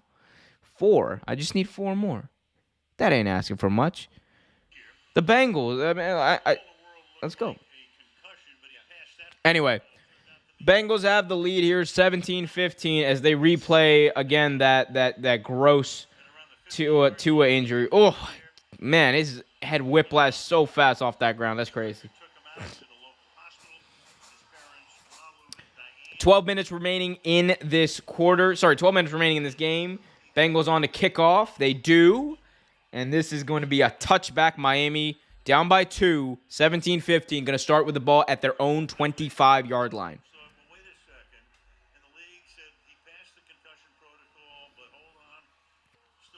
Again, Tua Tagovailoa. For those of you who missed it, Tua Tagovailoa, sorry about that, went down with a scary injury late in the second quarter. His head whiplashed off the ground. He was stretchered off after a very long time being evaluated on the field. Teddy Bridgewater is in from his own 25-yard line here from Miami. Play action. They're going to go to Tyreek Hill, and that's going to be a gain of 7 maybe. 7. 2nd and 3 coming up for the Miami Dolphins, down by 2, 11:50 and counting remaining in this game. Mike McDaniel making some adjustments, and look, they've looked fine. They've actually looked fine. I mean, they're still in this game. You worry about next week and the weeks after that later. Right now, you just worry about getting out of here and getting out of Cincinnati on whiteout night with a win. You got Robert Johnson in the chat saying, go Dolphins. I mean, look, they got a chance here. I formation for Miami. Ball at the 32-yard line. Handoff here goes to Edmonds. Edmonds going to run, churn those legs, and get right there near the first down marker. 11:13 remaining in the fourth quarter. And let's see. They're going to say 3rd and inches. They're going to say he was just short of a first down. So 3rd and inches here for the Miami Dolphins. 10:55 and counting remaining. Miami down by 2. I'd just do a QB sneak here. I would just do a QB sneak with Teddy Bridgewater. Here we go. Bridgewater under center. They're going to hand it off to Edmonds, and he's going to be stuffed for a loss of a lot. Oh, Wilson, Hubbard, and company converge on the running back Edmonds, and they're going to give him forward progress on 4th and inches. They should not be giving him forward progress on 4th and inches. At all, but okay. I don't think he got... Okay, let's see what's the farthest he got. He did not get back to the line of scrimmage. Miss me with that. There's no way he got back to the line of scrimmage. Anyway, thank God. Okay, 4th and 2. They respotted it. 4th and 2. Former New Orleans Saints punter Thomas Morstead on to punt right now with 10 minutes remaining in the 4th. Miami goes 3 and out. Off the side of his leg. And And it's going to take a bounce here to the 26-yard line, I should say.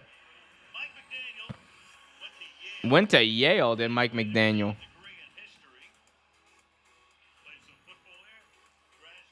Graduated from Shanahan State. Oh, my God. All right, now. Guys, while they do this hilarious run-through of Mike McDaniel's life and story, be sure to hit that like button if you haven't already. Helps more people see the stream. Helps the channel grow as well. Hit that like button, subscribe, hit that notification bell. We're 3 subscribers away. Thank you to whoever subscribed. We are 3, count it, 3 subscribers away from our subscriber goal. Cincinnati with the ball at their own 26 here. 1st and 10, 9:49 remaining in the game. Play action here for Burrow. He's chased. He's going to throw it to T. Higgins. Higgins gets to about back to the line of scrimmage. Out of bounds there. 9:43 remaining counting in this game. Bengals up by 2. Second down coming up.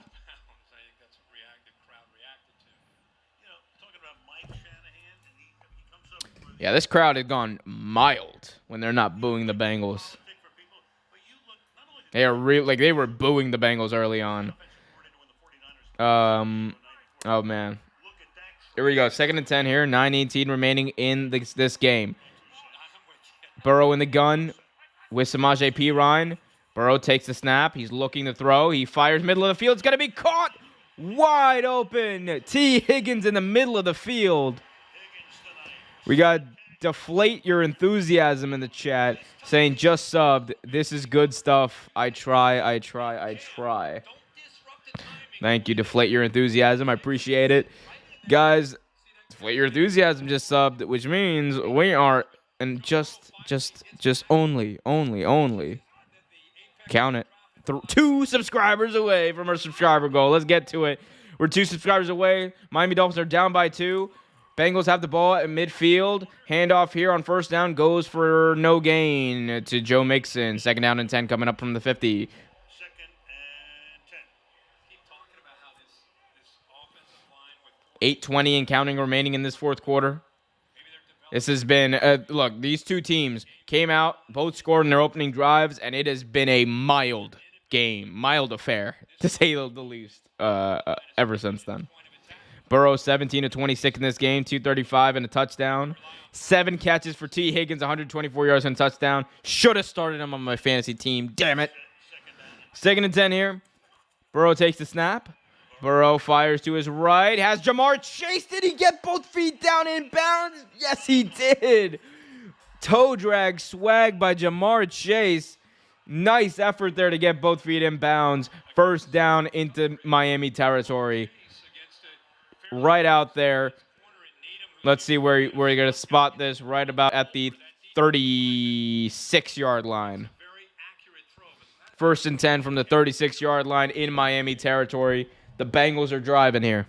They're trying to put this game away. A touchdown basically wins you the game here. It basically wins you the game. Let's see here. Again, Bengals 1st and 10. 36-yard line in Miami territory. Burrow under center. Handoff here to Joe Mixon. Mixon going to try to do something here. Doesn't get much, maybe half a yard. 2nd down and 10 coming up. And I mean, this is a good strategy too. Just milk the clock. Run it on 1st down. Make sure you get that clock down. And set yourself up on 2nd down for some good play action stuff. I mean, it's worked for them so far. Like, don't get me wrong. If the Bengals win this game, I don't think this is a good win. This is definitely not a good win, but I mean we'll talk about that after the game. 2nd and 8 here. They gave him 2 yards on that for some ungodly reason. Forward progress is a business, isn't it? I formation here for Cincinnati. Ball to 34. Play action. Joe Burrow looking. Burrow looks to the end zone and he's gonna throw it incomplete. Too high, 2 out of bounds for T. Higgins. He got a hand on it, but not much more than that. Sets up 3rd and 8. Clock is stopped with 6 minutes, 20 seconds remaining. From here, it would be about a 51, maybe 52-yard attempt on a field goal for Evan McPherson. Well within his range, but if you're the Bengals, you want to keep this drive alive as much as you can, as long as you can. Take time off the clock and score a touchdown. If you score a touchdown, that wins you the game. Because Miami's not scoring doing 2 scores in less than 6 minutes. 5 wide here. And this play is blown dead at the whistle. Joe Burrow pointing the other way, but the referees, I think, are going to call the Bengals for a false start.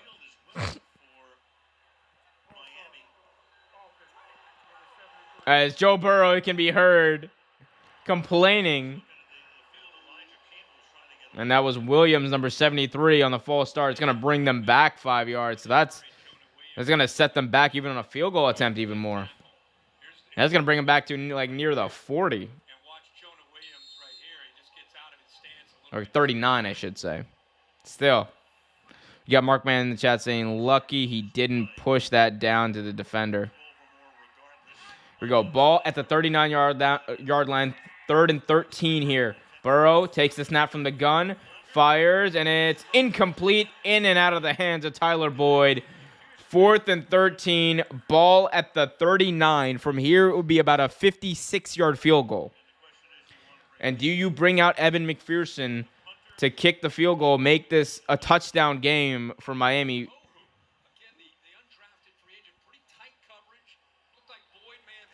I don't know, man. I think you got a kicker as confident and as good as Evan McPherson. I think you kick the field goal, which is exactly what they're going to do. From 57 yards, they're going to call it for Evan McPherson. Hell yeah. Evan McPherson, 57 yards. Wind blowing. He's going to boot it, and he's short. Oh, and he got it. Oh, wow. I thought he was... That angle was not great, Thursday Night Football. Amazon, that was not a great angle. They did not show me the bottom of that crossbar. I assumed he missed it. That's why. But Evan McPherson, yep, good from 57 yards, which means that the Cincinnati Bengals are up by 5 with 6:13 remaining in this game. So now, if you're the Miami Dolphins, you got to score a touchdown here. You got to deflate your enthusiasm, saying they didn't deflate their enthusiasm enough. Deflate your enthusiasm. I have a feeling I know who you are. And deflate your enthusiasm says, oh, wait, they did. Hey, yo. Put him nice. Got him. Hell yeah. Anyway, guys, we are inching close to our subscriber goal. If you haven't already, we're getting to the home stretch of the 4th quarter, guys. I'm not leaving until we get this. We're 2 subscribers away from our subscriber goal. You tell me we can't do 2? You tell me we can't do 2? We can do 2. 2 subscribers away from our subscriber goal, guys. We got daily videos. We got a bunch of great content. Streams like this, the NFL. We're going to have streams for the World Cup coming up as well. We do streams for the NBA as well whenever that season's going to start. I'm really out of gas right now. But anyway, the content is there. All you got to do is press a button. Why wouldn't you? Subscribe, like, all the jazz. Let's get those 2 before the stream ends. Anyway, before this game ends, you know the Miami Dolphins need to score a touchdown. As I get a Chris Cuomo. I get a Chris Cuomo ad. Oh my God. I have thoughts. I have so many thoughts on this. I have so many thoughts on this that I will not share right now. But, oh my God. All right now. Anyway, we're back to regular programming. We got an Aflac duck and an Aflac goat. We love to see it. We got it's a 20-15 game here. 6 minutes remaining in this game. Miami's going to have a chance here to win this. By the way, guys, just updating us, we are 1 subscriber away from our subscriber goal for this stream. Let's just get to it. 1 subscriber away. I know there's a bunch of you watching right now. Over 35 plus of you watching right now.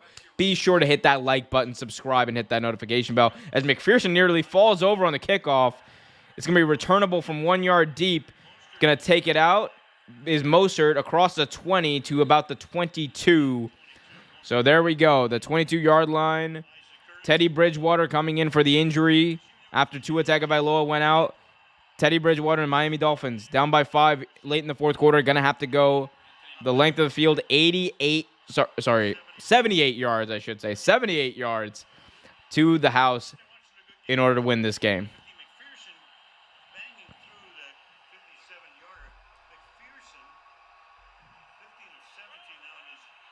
Got Markman123 says, I got Tammy. Yeah, we all do. I formation here from the 22-yard line here to start this drive. Toss to Raheem Mostert. Mostert's got room. Mostert's got an opening. Mostert all the way out to the 45-yard line. Raheem Mostert turning the clock back to 2019. Just like Deflate Your Enthusiasms just said, that was a power run by Raheem Mostert. We love to see it. Raheem Mostert, literally, he found that crease and he jumped at the opportunity. Went right up there. 1st and 10, fresh set of downs at the 45 for the Miami Dolphins. Handoff here goes for a loss of a yard or two. 2nd and 11. Or 2 or 3. Shows how much I know about spotting. I need my own spotter. Hit that like button, subscribe, and hit that notification bell if you guys think I need my own spotter. Or leave a super chat so I can pay a spotter. All right, so wow, loss of 3. No forward progress given there. The forward progress rule makes no sense to me in the NFL. 2nd and 13, 5 minutes remaining in the 4th quarter. Dolphins need a touchdown in order to win. Play action here, bootleg. It's going to be a short pass from Teddy Bridgewater to Tyreek Hill. Gain of about 5.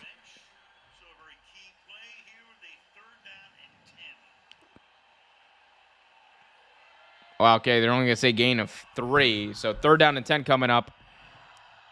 Bridgewater 11 for 15, 163 yards, and a touchdown.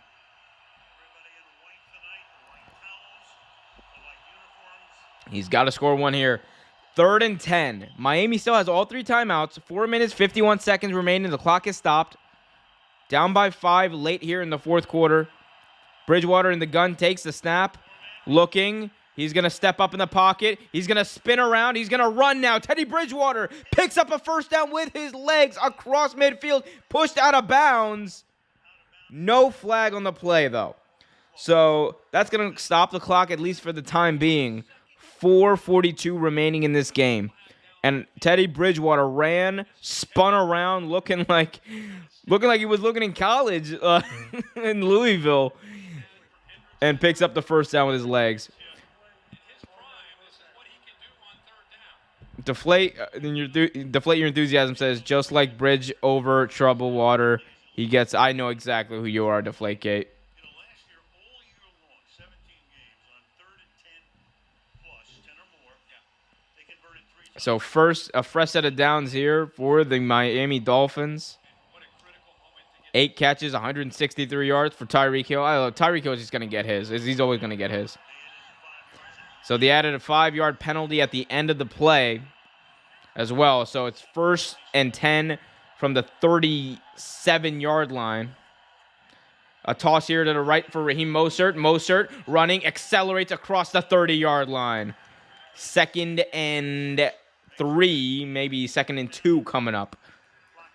Clock ticking down. 4:27 remaining in this game and counting. The clock is ticking down, by the way. Miami down by 5. We are 1 subscriber away from reaching our subscriber goal, unless we got there already. Did we get there? Let's see. Did we get there? We're there. We hit our subscriber goal, but that's not going to stop me from telling y'all to keep subscribing. 2nd and 2 here. Handoff here for Mostert, and he's going to fall backwards for a 1st down. 15 carries for Raheem, 69 yards. Nice. 1st and 10 for Miami. 3:47 remaining in this game. How much confidence would he show in Bridgewater on a short week without a lot of reps to get ready? And I think it's been business as usual. 3:35 remaining in this game. And believe because of that experience in his league, he's going to be able to make the plays and have command, and he's shown that. Bridgewater in the gun. Ball at the Cincinnati 26. Bridgewater takes the snap. Play action. He's going to fire this one deep, and it's going to be incomplete, out of bounds. Stops the clock with 13:17 remaining. Again, 2nd and 10. Ball at the Bengals 26. Miami down by 5, needing a touchdown here to win the game. Catched him out of position with a play action attempt on an early down, try to create that one-on-one matchup. But again, good tight coverage there 7 plays, 52 yards in just about 3 minutes on this drive. 2nd and 10 here for Miami. Bridgewater in the gun. Raheem Mostert still there with him. Takes the snap, this Teddy. Gets rid of it. Oh, and it's intercepted! Von Bell with his 2nd interception. He's going to return it all the way to the 50-yard line into Miami territory. Von Bell with the potential game-sealing interception, as Cincinnati might escape this game with a dub. Miscommunication by Bridgewater and Gesicki. Von Bell is sitting at the top. They're trying to hit a seam inside of him. That was miscommunication. That ball was intended for Gesicki, and Teddy Bridgewater thought he was going to go up and out. He went up and in, and that was just, oh yeah, that was right into the waiting hands of Von Bell. Teddy Bridgewater can't believe it, and Mike McDaniel can't believe it. You know who can, though? Von Bell. Bengals have the ball at the 45-yard line, the Miami 45. They're going to hand it off to Joe Mixon. Mixon runs to the left. Joe Mixon tripped up after a gain of 3. 2nd and 7 coming up. 2:57 remaining in this 4th quarter. Miami uses their first timeout to stop the clock. Miami can get the ball back with plenty of time here. They have to get a 3-and-out, though. They have to get a 3-and-out. And, I mean, like, even if Cincinnati's able to kick a field goal here, even if they're able to kick a field goal, it's an 8-point game. You're not out of it, but you got to stop them. You cannot allow them to pick up multiple first downs here. They can just ice the game. 2nd and 7, 2:58 remaining here after the timeout. Clock is stopped. So the Miami Dolphins have 2 timeouts as well as the 2-minute warning working with them. Miami stops the clock with a timeout, so they've got 2 timeouts remaining, plus the 2-minute warning. If you play this right, you actually could, yeah. 2nd and 7.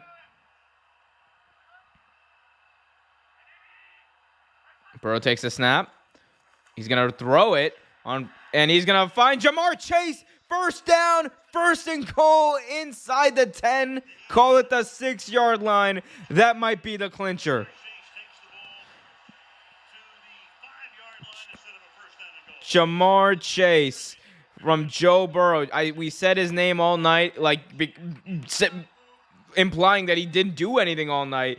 But when the play needed to be made in the 4th quarter in crunch time, who does Joe Burrow go to? He goes to his guy he's known his entire football career, Jamar Chase. 4 catches, 81 yards here for Jamar Chase suddenly. Here we go, 1st and goal. They're going to be forced to run a play here before the 2-minute warning. Handoff goes to Joe Mixon. Mixon's going to carry the pile, and he's going to be short of a touchdown. And that's going to take us to the 2-minute warning here. So it's going to take us to a 2-minute warning. Miami looks like they might be about to suffer their first loss. 2nd and goal from the 2-yard line coming up for Cincinnati on the other side of the 2-minute warning. Guys, if you haven't already, what in God's name are you waiting for? Hit that like button, subscribe, hit that notification bell so you get notified whenever a new video is released. We got daily videos on the NFL, the NBA, and much, much more right here on the YouTube channel. Raheem Mostert, by the way, just popping off in this game. We love to see it. But, I mean, really, this was the Miami Dolphins had more than the chance to win this game. I know you lost your quarterback in Tua Tagovailoa in a devastating manner, and I'm not saying that's not a bad thing, but you got to come out there and perform, man. Especially when the Bengals are playing this relatively bad. You held the Bengals to 15 points for most of the game. They just got. 14 points for most of the game. They just got to 20. I'm just saying, you had more than a fair chance here to win this game. Unfortunate that it looks like they're not going to be able to pull it out. But look, plenty of time left. Look, I've seen worse. I saw that Browns Jets game. So look, anything's possible in the NFL. But I mean, look, you have 2 timeouts now. It's 2nd and goal. You have to stop him. He gets in the end zone. The game's over. Like Teddy Bridgewater ain't bringing you back unless something like absolutely catastrophic happens to that defense. But yeah, you got to stop him. That's all I can say. Like, I mean, assuming Miami's able to go down and score a touchdown, I don't even know if that's likely at all. It's so weird to look at myself on the big screen. I'm a superstar, mom. Guys, hit that like button, subscribe to that notification bell. Markman123 says, Chase cashes the check. You love your jokes, don't you, Markman? For whom the bell tolls, and the bell has tolled more than a Pennsylvania highway. Hey-yo, those Pennsylvania highways do toll. Anyone who's driven through Pennsylvania, so many toll roads there. With the stars of the game, then on to Here we go. We're back from the 2-minute warning. 2nd and goal here for Cincinnati. A touchdown essentially wins the game. Miami has 2 timeouts left, down by 5. Bengals looking to put this one away. Bengals with the ball at the 2-yard line. Mixon in the backfield. 2nd and goal. Oh, Burrow trips a little bit. Mixon also trips up, and he's going to be stuffed there. No gain. 3rd and goal from the 2. And Miami uses their 2nd timeout. 1:56 remaining in this game. Clock is stopped. So, hey, you got a chance here. You have a chance here if you're Miami to hold them. And here's the thing. Here's the interesting thing. If you get to 4th and goal and you're Cincinnati, you're going for it, right? Because here's the thing. If you're Cincinnati, the Dolphins need a touchdown anyway. Worst case scenario, you get the touchdown on 4th and goal, you win the game. You don't get the touchdown on 4th and goal, you pin Miami basically at the 1-yard line, and they're going to have to go the entire length of the field on your defense with no timeouts and under 2 minutes to play. I would go for it if I'm like if assuming they don't make it here on 3rd and goal. Let's see. 3rd and goal at the 2-yard line. It's going to be play action. Burrow looks to his tight end. Hayden Hurst walks in for a touchdown. But a flag comes in.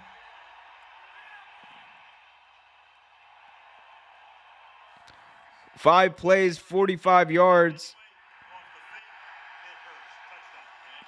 And they're going to say it was a defensive penalty. Penalty declined. Hayden Hurst in for a touchdown. They don't need to go for it on 4th down. Doesn't matter.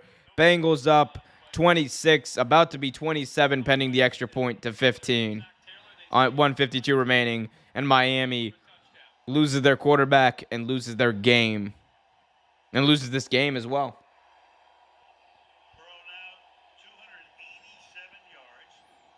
McPherson on to add the extra point. Kick is up, and Evan McPherson drills it through. 27-15, 12-point game here. So many what ifs. Man, but what if you double team Jamar Chase on that play? Like, what if? What if you go for it on 4th and goal from the 2-yard line if you're Miami? What if? What if you guys who are watching right now hit that like button, subscribe, and hit that notification bell so you get notified whenever a new video or stream is released? What if? There's still time, guys. Hit that like button, subscribe, hit that notification bell. Yeah, 1 timeout left, 1:52 remaining. You're down by 12. I mean, obvious go down and score a touchdown, and then you would have to try to get the onside kicks. The only way you got a chance to win this game. Meanwhile, for Cincinnati, this is their only home game in a 5-game stretch. They play the last 2 on the road and the next 2 on the road as well. Joe Burrow is lit on the sideline. He's like, let's effing go. Here we go. Kickoff is going to go out of bounds. Miami's going to start with the ball at their own 25. Miami down by 12, 1:52 remaining in this game. Only have 1 timeout. 1st and 10 from the 25 as Teddy under the bridge water comes in. And they are plugging next week's catastrophic showdown between two elite teams in the NFL, the Indianapolis Colts and the Denver Broncos. Wow. Oh, my God. I say elite in jest, of course. 1st and 10 from the 25. Bridgewater in the gun, takes the snap. He's looking to throw. He fires short to Tyreek Hill. Hill's going to use his speed to gain a 1st down near the 35. They're going to go hurry up here. Quick striking offense with Waddle and Hill. Teddy Bridgewater getting his team set here. 1:36 and counting remaining in this game. Again, only one timeout. Bridgewater takes the snap. Bridgewater looking downfield. No, he's going to throw short here to Tyreek Hill. Hill is going to make a move. Hill is going to pick up a 1st down and get out of bounds. Tyreek Hill is one agile, speedy SOB. And Tyreek Hill needs a breather. He's going to come out of the game for at least one play. What the Bengals are trying to do is keep him in bounds. Work that clock. Mike McDaniel drawing up something. Let's see if he can draw up a win. 1:23 remaining. 1st and 10 near midfield. Miami down by 15. Not impossible. Not impossible, but you're gonna have to score a touchdown, which we saw Teddy Bridgewater do on that first drive. We have not seen since. Bridgewater from the 49 takes the snap. He's looking. Bridgewater fires short, and it's gonna be incomplete for Raheem Mostert. 1:18 remaining in the game. Clock is stopped though at 1:18. 2nd and 10. Daniel there trying to get a hold of Trent Sherfield, get him over to the right side. He wanted Yeah, man, this is. I know I sound pretty uninspired right now. This is some uninspiring football here from the Miami Dolphins. Like 2-yard little checkdowns are not going to do it here, Teddy. You got to let it rip deep. 2nd and 10 here. 1:20 remaining in the 4th quarter. Bridgewater in the gun. Takes the snap. Here's Teddy. He's going to elude the sack. He's going to throw it up in the air. It's going to go out of bounds. Did that get to the line of scrimmage? Bengals want intentional grounding. They might not get it on the grounds that Teddy Bridgewater was hit as he threw. So 3rd down and 10 from the 49-yard line for Teddy Bridgewater and co. Hubbard gets in there first. The refs are going to have a conversation about intentional grounding.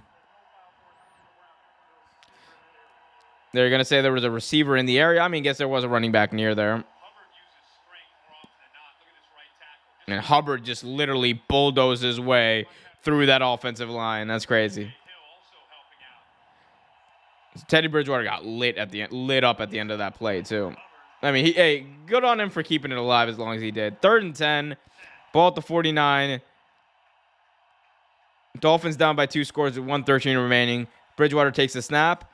Bridgewater is going to check it down to Raheem Mostert. Mostert is going to gain about 6 yards on that play. Clock keeps rolling, baby. 4th and 4 now.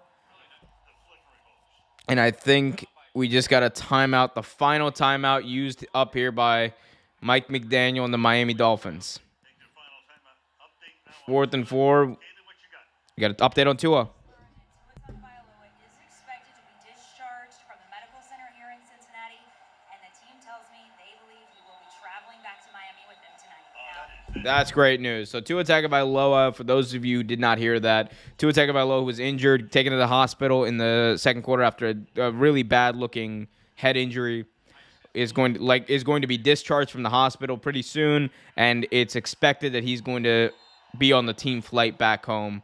So, love to hear that for Tua Tagovailoa. Love to hear that. That's like the most important thing, honestly, at this point. 4th and 4 here. The last gasp here of the Miami Dolphins. And we got another timeout here, this time from the Bengals. Cincinnati takes a timeout, elongates this stream, elongates this game. Zach Taylor, come on, man. Come on, man. You maniac. Guys, if you haven't already, if you've enjoyed this stream, I need y'all to do me a favor. Hit that like button, subscribe, and hit that notification bell so you get notified whenever new videos release. I've said that a million times. I'm going to keep saying it a million more times until it's drilled into y'all's head and y'all subscribe. We do a lot of these types of streams. We do other great content. and we have fun on this channel. We're trying to build an awesome community. So if you haven't already subscribed, what in God's name are you waiting for? You got time before this next play gets off. Push a button, subscribe, stay tuned, and just watch all the madness go down.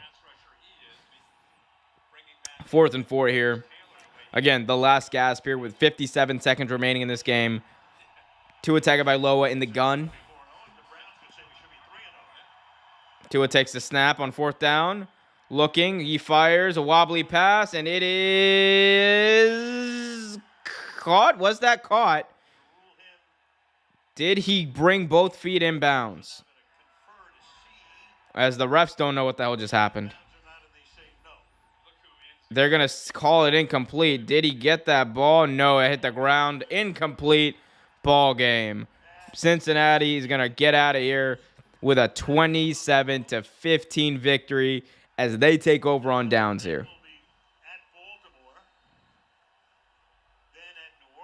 Oh, God, we do play the Bengals next. Oh, no, actually, we play the Bills next, and then we play the Bengals. Oh, that's not fun. I don't want to do that. Here we go. As Burrow takes a knee. They're going to need to take one more, and this game is donezo, gonzo, done. Sunday morning, 9:30 Eastern time. And then the Bears and the Giants, the Fox game in the early window on Sunday. New England and Green Bay, big one, late window on CBS. Kneel down will. And that's the last kneel down as the clock winds down here from Cincinnati. Final score, 15 Miami, 27 Cincinnati. Gets out with a 12-point victory. Story of the game, though, Tua Tagovailoa going down with that, what looked like it was a nasty injury is what it was in the second quarter. So that's the game. We got a bunch of awesome games, though, slated for this week, and I can't wait for my Baltimore Ravens to take on the Bills. That's what we do need to finish up our little preview here, so we'll do that. We'll go through the rest of the games. I believe we were on the Browns versus the Falcons. Browns and Falcons. Give me the Falcons in this one. I ain't betting on the Browns on the road. Give me the Falcons in this one. I think Marcus Mariota is out here, or is out here looking to prove a thing or two. I think he will. Former number 2 overall pick in the draft got shafted by got given the shaft, I should say, by the Tennessee Titans, and it's just not great. We just don't like to see that. They did him dirty. They did him dirty is what happened. So I am always on the Marcus Mariota bandwagon. Let's go, and I'm gonna follow them. I think the Falcons are just getting better each week at home. I'll give them the dub. And we got Jacksonville versus the Eagles. Conventional wisdom would tell me that Jalen Hurts is going to demolish the Jacksonville Jaguars this weekend. But the Jacksonville Jaguars are coming off of a 24-0 victory over the Indianapolis Colts, where Trevor Lawrence looked like the number 1 overall pick everyone thought he was. And then a shellacking, as I said earlier, of the Los Angeles Chargers.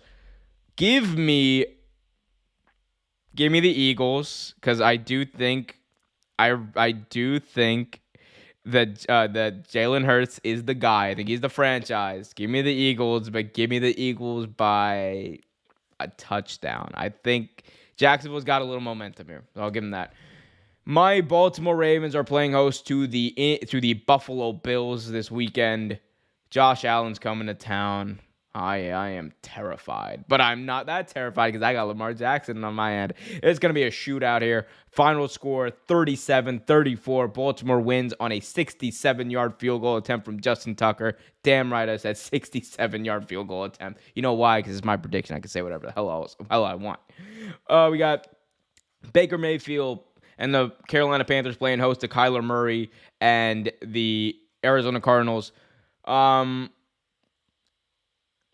Give me the Cardinals in this one, and give me Kyler Murray bailing them out and bailing Cliff Kingsbury and his moronic coaching out in the fourth quarter. That's probably what it's going to be, because it's what it's been for the past few years.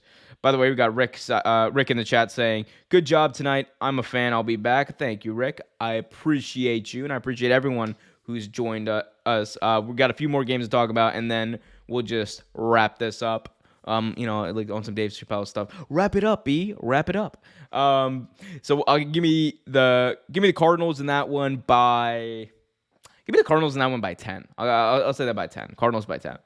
Broncos, Raiders. Low-scoring affair. Raiders by 4. Raiders 13. No, sorry. Raiders 14. Broncos 10. Yeah, that's what I'm going with. All right, we got New England Patriots going on the road, taking on the Green Bay Packers, 425 game. It's the Fox game. Yeah, that's an interesting game. I mean, it's actually not as interesting as it probably should be because New England just lost a quarterback in Mac Jones, and the Brian Hoyer era for the 5th time is upon us. Everyone said he was the heir apparent. They just didn't know how late it would be, and here it is. It's Brian Hoyer. This is a great question. Has Brian Hoyer ever started a game for the New England Patriots? He's had like 3 or 4 stints with the Patriots. Okay, let's see. He was with the Patriots when he got drafted in 2009. He came back in a trade from San Francisco in 2017, and he's come back in 2020. So, okay, he might have started a game or 2 in 2020. Let's see. Yes, he did. He started a game in 2020, went 15 of 24 for 130 yards and 1 interception. It's the Brian Hoyer era, at least for the next few weeks here. I'm pretty sure Mac Jones, because I was at the game in Foxborough, I saw Mac Jones limping off the field when no one else did, and it looks like Mac Jones is gonna be. It's gonna be like, I think he's like week to week, but it doesn't look like he's gonna be playing this week. So we'll see what happens with Brian Hoyer. I mean, I'll tell you what's happening in this game regardless. Packers are winning because Aaron Rodgers ain't going like that. I mean, Aaron Rodgers is a divisive figure for very obvious reasons, but I can't deny his greatness playing football. So Aaron Rodgers is going to get the dub here, and we'll say the dub by like 14 points. This is a really fun matchup. I might live stream this game because seems like a cool game to me. The Kansas City Chiefs going on the road to Tampa Bay, a rematch of Super Bowl 55.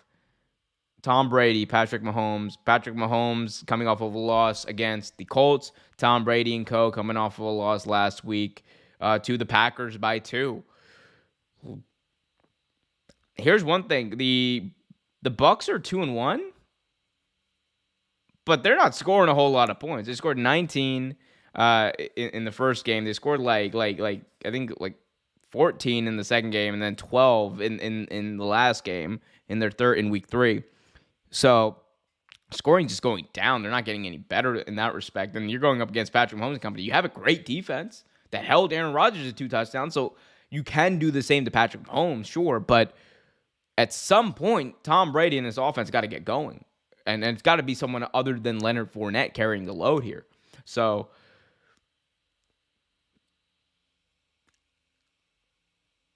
okay.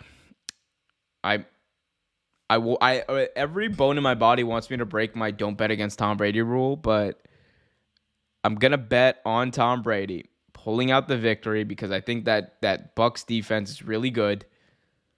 Tampa Bay 17. No, Tampa Bay's got to score 24 points to win. It's game away 24, Kansas City 20. And finally, Monday Night Football, the defending Super Bowl champions, who nobody's talking about at all, the Los Angeles Rams going on the road to play Jimmy G and the San Francisco 49ers coming off of an embarrassing loss. The embarrassing game for the NFL last week against the Denver Broncos. I just don't even want to talk about that game. That was embarrassing. Should not have been called a football game. Give me Jimmy G at home. I'll take Jimmy G at home after 2 weeks of having a full-time practice. They're going to get the ball to Deebo Samuel. I think they're going to pull this one out. I really don't think that highly of the Rams right now. But there we go. That's all the picks. That's the games. Guys, I cannot wait to do more of these streams as the year goes on. Nearly 1,500 of you joined the stream today. Thank you so much. If you haven't already, please smash that like button. Helps out the algorithm, helps the channel grow, helps more people see the stream, and it helps my self-esteem. Also, if you haven't already, hit that subscribe button so you get notified whenever a new video, stream, or whatever the hell else we put on this channel is released. We do a lot of fun stuff here. The podcasts are coming back, and they're coming to come back with a fury. Can't wait for those, but until next time, everyone, thank you guys for joining us. Final score, Bengals 27, Miami 15 on Thursday Night Football. Until next time, messed that up. Until next time, be happy, be healthy, take care of yourselves. RIP, Gavin Escobar. Keep it real.